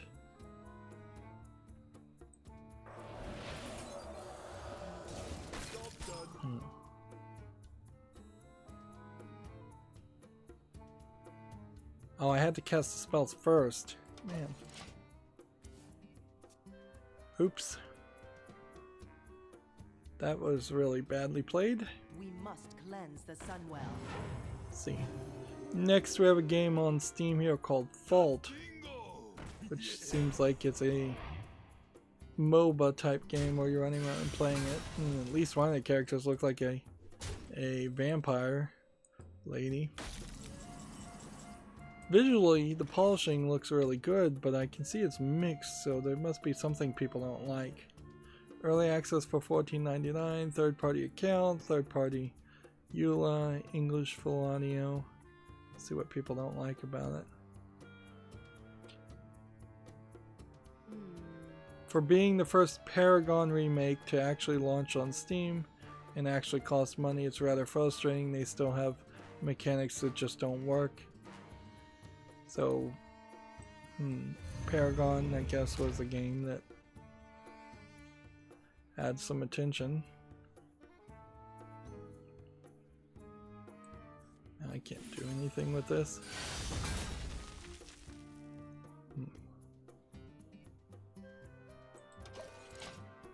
Let's see. I can't recommend it right now. That being said, if you miss Paragon, it's kind of nostalgic to be able to play it again, even if it feels like a cheap clone. My eyes are open. Interesting. So, apparently people really like Paragon, and the Paragon remake almost had people willing to play it on Steam, but still has some problems.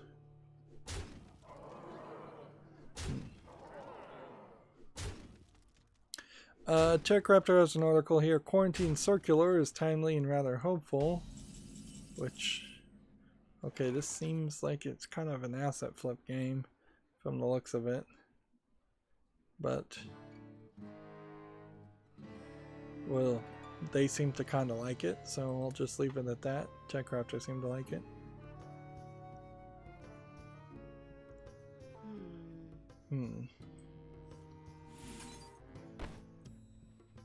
If I do this, and then do this, and do this, and this, and let's see, probably should be killing more people.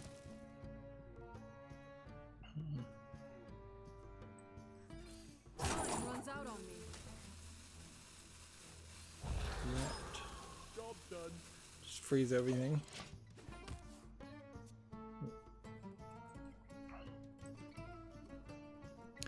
Guess it's slightly impactful that there is no freeze command in Magic, at least from what I saw. Like, maybe there was a freeze card, but you would think there would be more of that in Magic.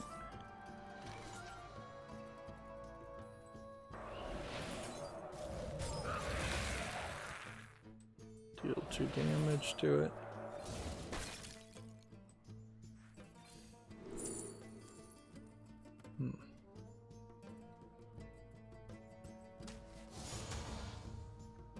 Wind Furies. Magic mind.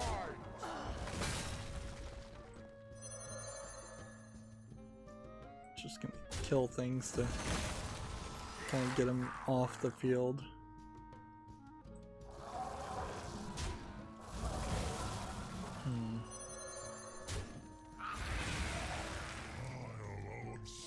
Suppose it's worth mentioning I still am playing ranked and probably would get more victories if I just did bother to not play ranked.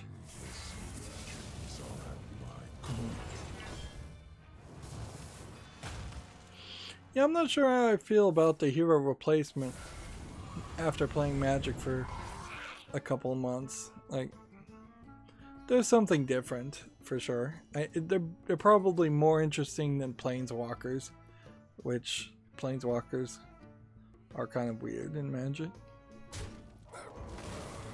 Here we have a game on Steam called Tabari 2 Dream Ocean, which is marked as a 2D platformer. To me, it looks kind of all over the place, like a Chinese cheap game. It's $11.69, English and Japanese. We'll see what the reviews say. This might be like a Super Mario Brothers type clone. It's not like we have a lot of Super Mario Brothers type clone games out there. It might not be that interesting, though. And so we're now at Bronze 9. So they've redrawn it, so you have to play quite a bit to actually get up from bronze, but once you're up from bronze, then you're then I imagine you're up to silver. Is there actually any place that actually explains that? No, doesn't seem like there is. How much does a tavern brawl cost these days? Apparently I have a free tavern brawl, or tavern brawls. Yeah, tavern brawls now are just always open and always free, I guess. So how much is arena these days? 150. Wow, that is relatively cheap. Although maybe 150 gold is a lot more than I think it is. Maybe I just have a ton of gold. Wow. How much does it cost if I was going to go in here and go into crafting mode?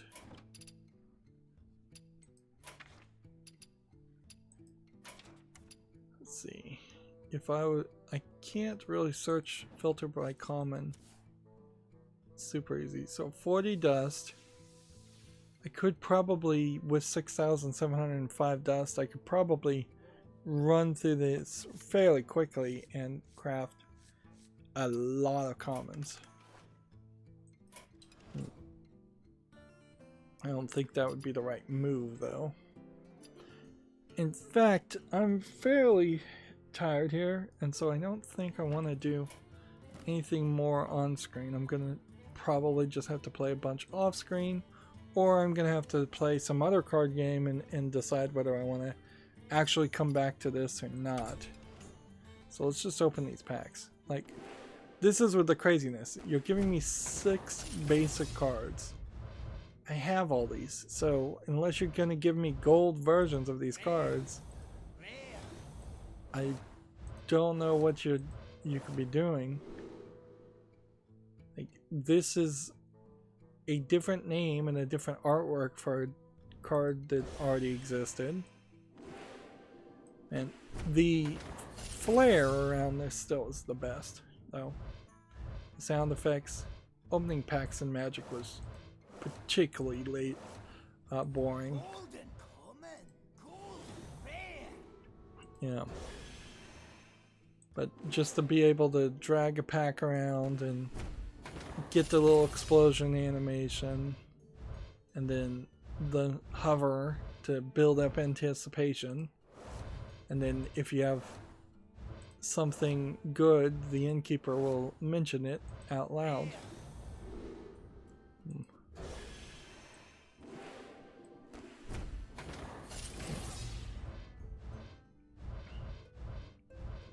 If I get a legendary, I'd be fairly surprised, but even that's not extremely extreme. I guess in Magic, you probably did get mythic rares a little bit more often than you got legendaries opening packs in Hearthstone, but there was considerably fewer legendaries also, so it kind of balanced out in the favor of Hearthstone.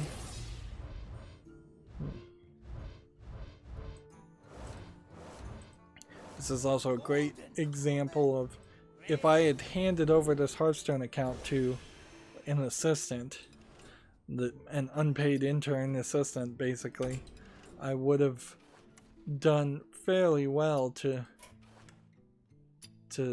then have progress still made. So yeah. So I opened 6 packs and only 9 of those cards were actually useful or new. Let's see. Yeah, I guess you do only have 2 copies of cards. Interesting. That keeps everything a little bit more understandable and reasonable as far as smaller deck sizes. Alright, next we have a game on Steam called Blood Metal, which looks like an asset flip first person shooter game. It's early access, $4.99. I'm just gonna burn through the news, and I'll have to think about what I'm gonna do as far as Hearthstone. Let's see. YouTube creators are still tweeting out ways to handle hateful and inappropriate comments, and they have a pinned tweet about supporting Black Lives Matter, which, okay, fine. I would still say YouTube in general is actually particularly bad about supporting black creators, but in the sense that they're particularly bad about supporting any kind of creators. Here we have a game called Lualu, and this is clearly an asset flip horror game because I've seen this exact same creepy hospital before in games. It's $13.99, English only. Even if this wasn't an asset flip, it's still nothing. Still a hideous looking game. Let's see. Next we have a game on Steam called Spaceborne, which is rated very positively as a space sim, which really is not my bag. But maybe I'll put it on the fall list anyways. I've always wanted to be open to these style of games, even though I know it might not succeed. Although, if this was more of a Mass Effect space sim game compared to a standard like 4X space game, I'd be very interested in that, where Mass Effect is more of an RPG game in space. This game is $13.99, English and Turkish. I'll give it a thought. I'll probably not put it on the wish list, but I'll give it a thought. TechRaptor has an article here. What exactly is Pokemon Sword and Shield DLC Pass? So if you're interested in finding out what that is, check out this video. It's really just a link to a video by the looks of it from TechRaptor. There is inherently a problem with, in my opinion, with Pokemon having DLC though, considered how it's targeted towards kids.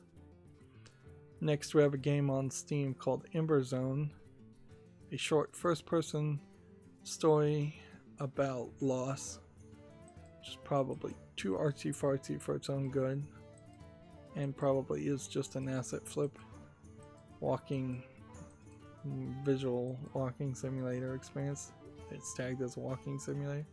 $1.79, whole bunch of languages, 4 achievements. Do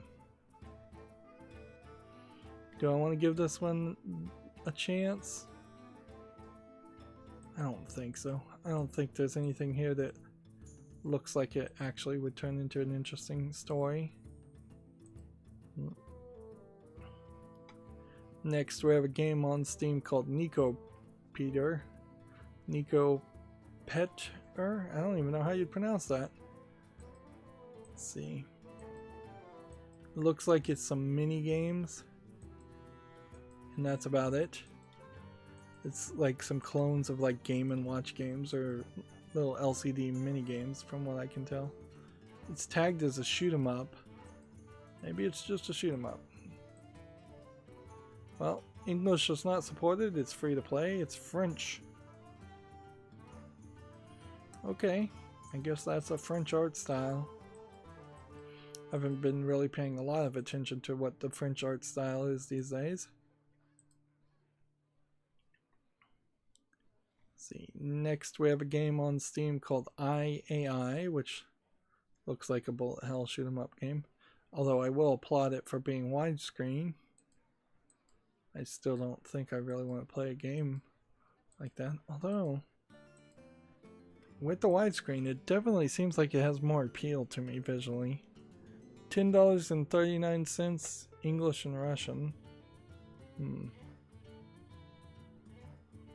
Yeah, I really don't know what would make me want to play a shoot 'em up game though.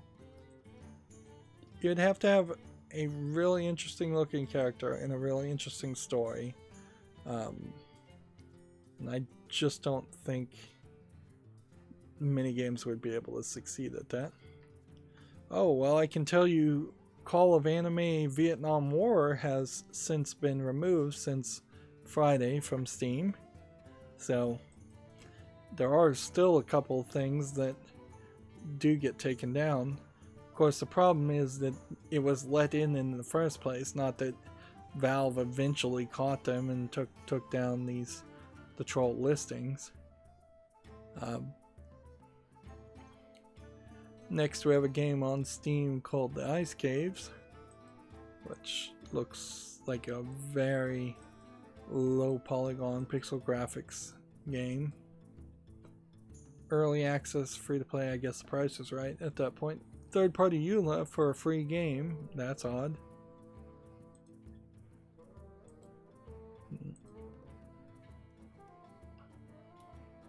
Next, we have a game on Steam called Boom Blaster, which is apparently a shooter.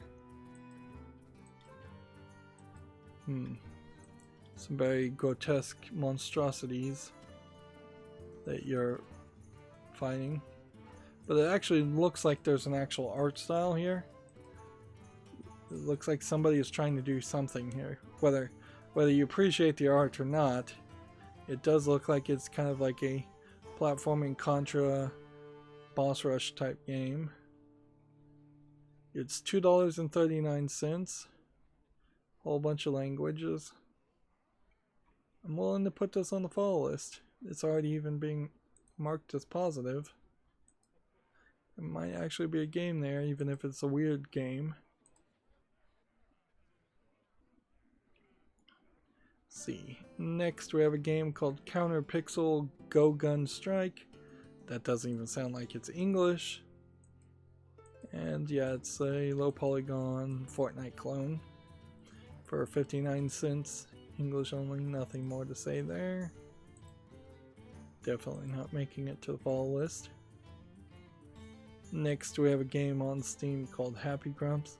This is one of those small black and white games that I might have been a sucker for a couple years ago, but after playing like Minute, I would have a much harder time justifying in my mind buying a game like that.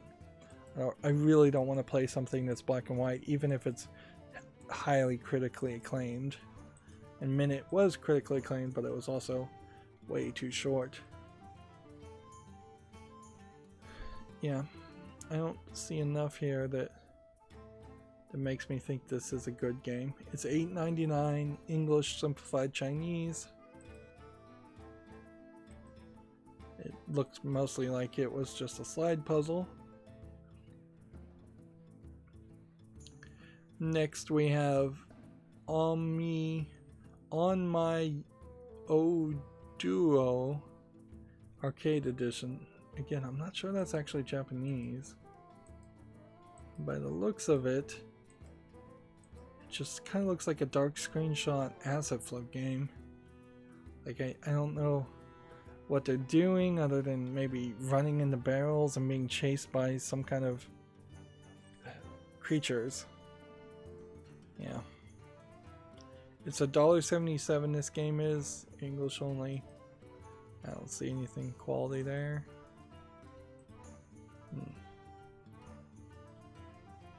And then we have a Gamatsu article here. Fae Tactics launches July 31st for PC. A turn-based strategy RPG is coming out. Oh, by the way, there was a Switch game that also came out on Steam that just had straight up nudity in the screenshots and trailers, and it was released on the Switch eShop, and even that was too much for Nintendo's eShop, and it got taken down. We haven't seen a lot of instances of that. It probably has happened several times, but for the most part, things that are allowed on the Nintendo eShop are left alone on the Nintendo eShop once you get in. And honestly, not too many things are getting rejected these days. Well, that brings me to the Humble Bundle, and there's no new Humble Bundle.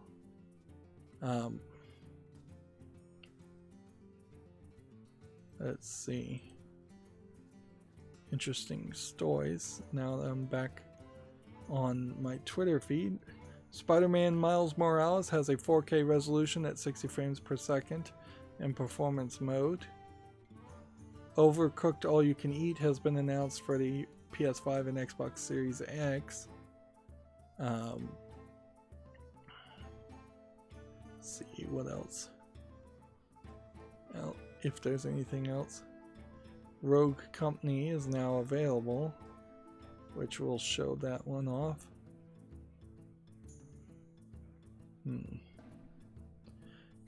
Sakuna of Rice and Ruin launches November 10th in North America, November 12th in Japan, and November 20th in Europe. Okay. We've heard a lot about that game, off and on, more than it probably should.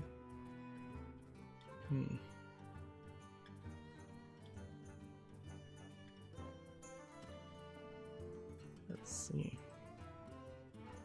What else? Ghost of Tsushima is, I think, still being well received by people who want to well receive it, and mostly ignored by everyone else. You would think, kind of at this point, that there would be nothing else to play. If you want to play Bridge Constructor Portal at the Apple App Store, it's 85% off. Paradox has acquired surviving Aftermath developer Iceflake Studios. Let's see, what else do we have? Atelier Riser 2 announced during a Nintendo Direct Mini, sort of, according to TechRaptor, which that had already been kind of leaked, so maybe that was the reason why this Direct here. A Cadence of Hyrule Crypt of the Necrodancer bundle, I guess, is coming out for the Switch in physical and digital versions.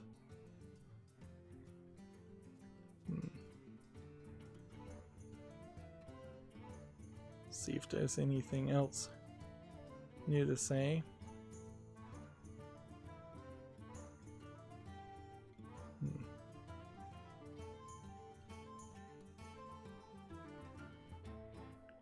I guess Cadence of Hyrule gets 3 new DLC packs also.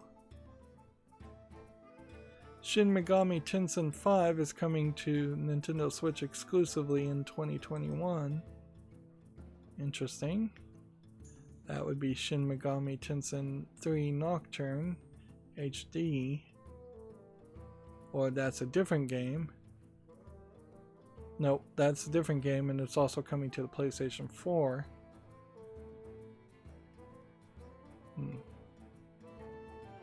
Which apparently Shin Megami Tensei 3 Nocturne HD Remastered has been announced for the PS4 and Switch. Be kind of helpful if I knew what the Shin Megami Tensei series was about, but I think that's the Persona series. The Persona spun off of that. Shin Megami, yeah, we already talked about that. Atelier Ryza 2 Lost Legends and Secret Fairy announced for PS4, Switch, and PC. Interesting.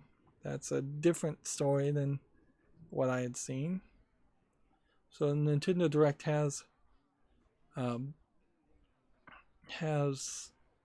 released a few bits of announcements.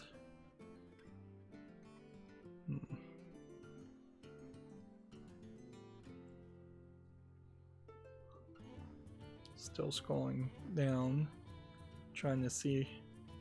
Nintendo research and development spikes to nearly 800 million in the future year 2020, or it says in FY of 2020, which probably means that, yeah, Nintendo has focused heavily on just continuing research and development when they don't have a lot of products to actually sell.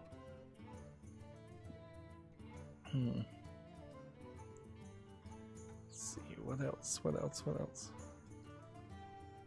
I was really not expecting a lot of new announcements for Monday.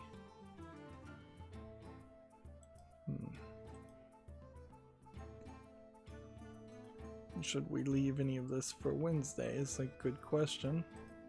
Probably not.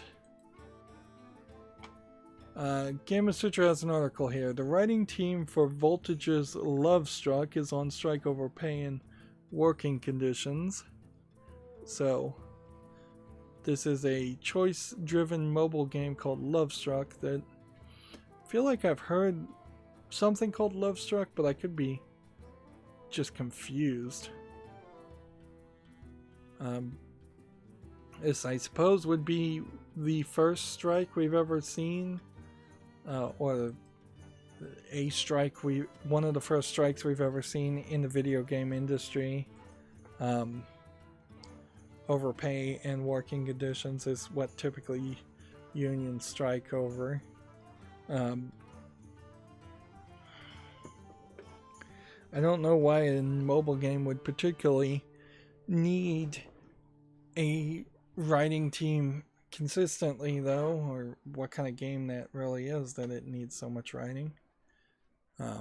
Which is inherently why there aren't too many unions for writers in video games, is because they can just be tossed away and replaced fairly easily after they've gotten the main storyline and plot for the game.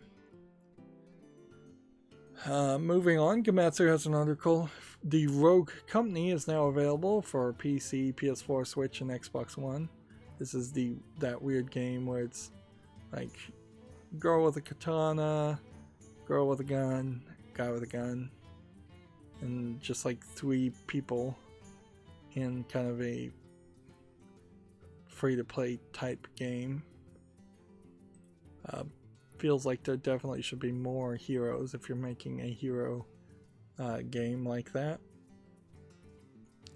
Here we have Sakuna of Rise of Ruin. We already mentioned the release dates, but we'll just show what it looks like just in case you don't remember.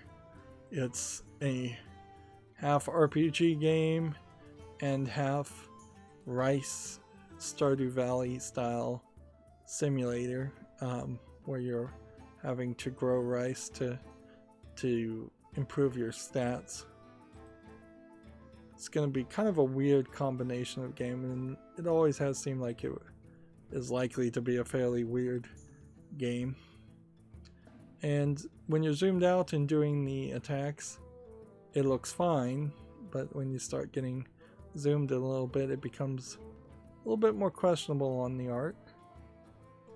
It would be funny if this turned out to be like a Legend of Zelda-esque game that actually was rather well received. And that is a possibility, but I would not be certain that that's what would happen.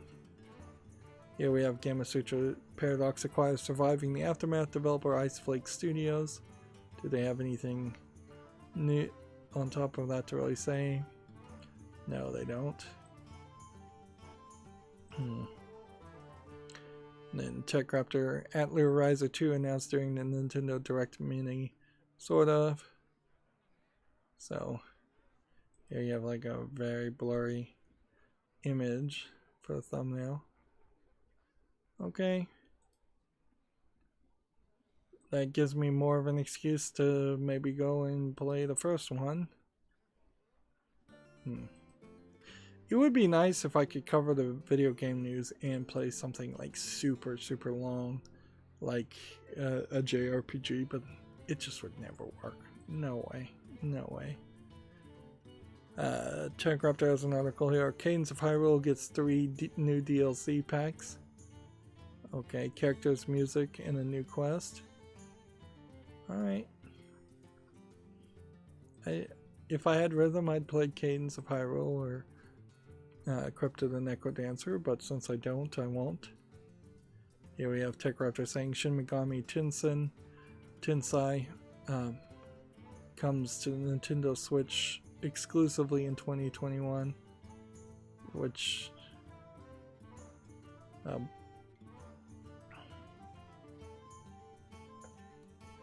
see, it's a long-running series from 1987. These games are difficult dungeon crawlers with thematic attributes, but most notably war between chaos, often working for with Satan or Lucifer, an order often led by the archangels or God in some guise. The series is known for dark tone and often apocalyptic dystopian landscapes. Is this not?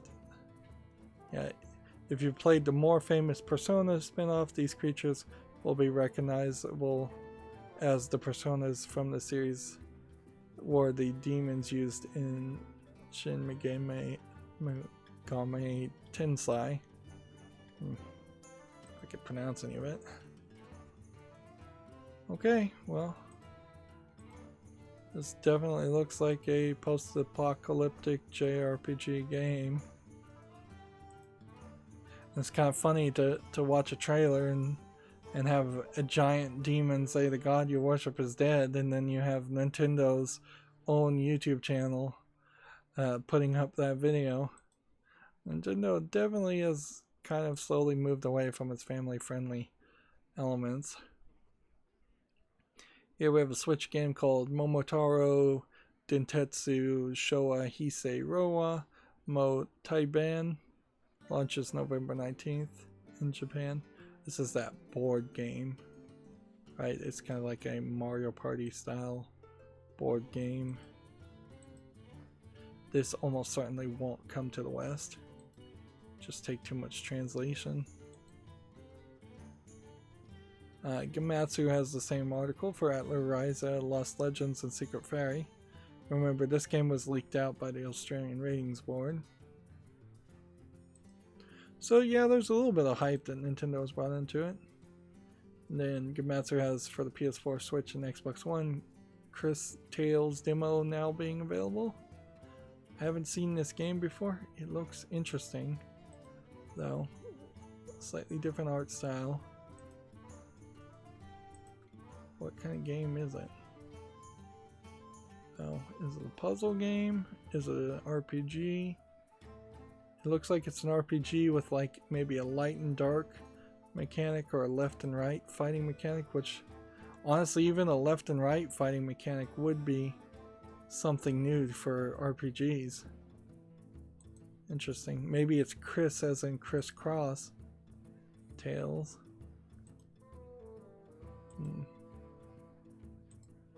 Okay, so do I have anything new on top of that to say?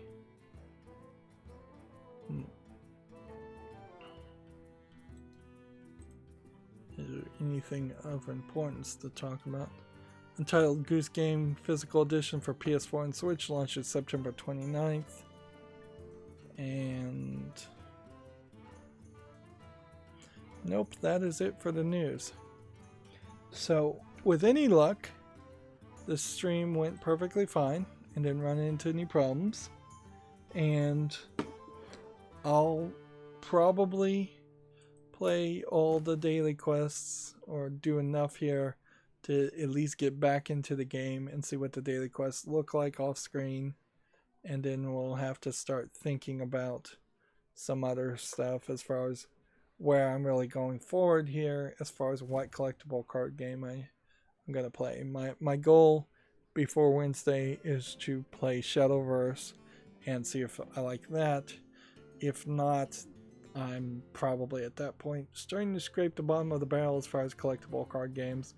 And at a certain point, I won't waste my time and I will just play Hearthstone until the second dinner Ben Brode Marvel game comes out, which the goal is still to play that as soon as I could get in the beta or as soon as I could play it. And as for Magic Arena, yeah, I don't think I'm going back to it. Like, they can just F right off as far as I'm concerned. That's going to be it for this recording. as always, I ask you to like, share, subscribe, watch every second of my videos, and if you want a friend or follow me on any social media sites, there's a whole bunch of links down below in the description box. And if you want to support me further, there's a link to Patreon, or you can friend me on Steam and gift me a game off my wishlist. Thank you for watching. Have a good evening.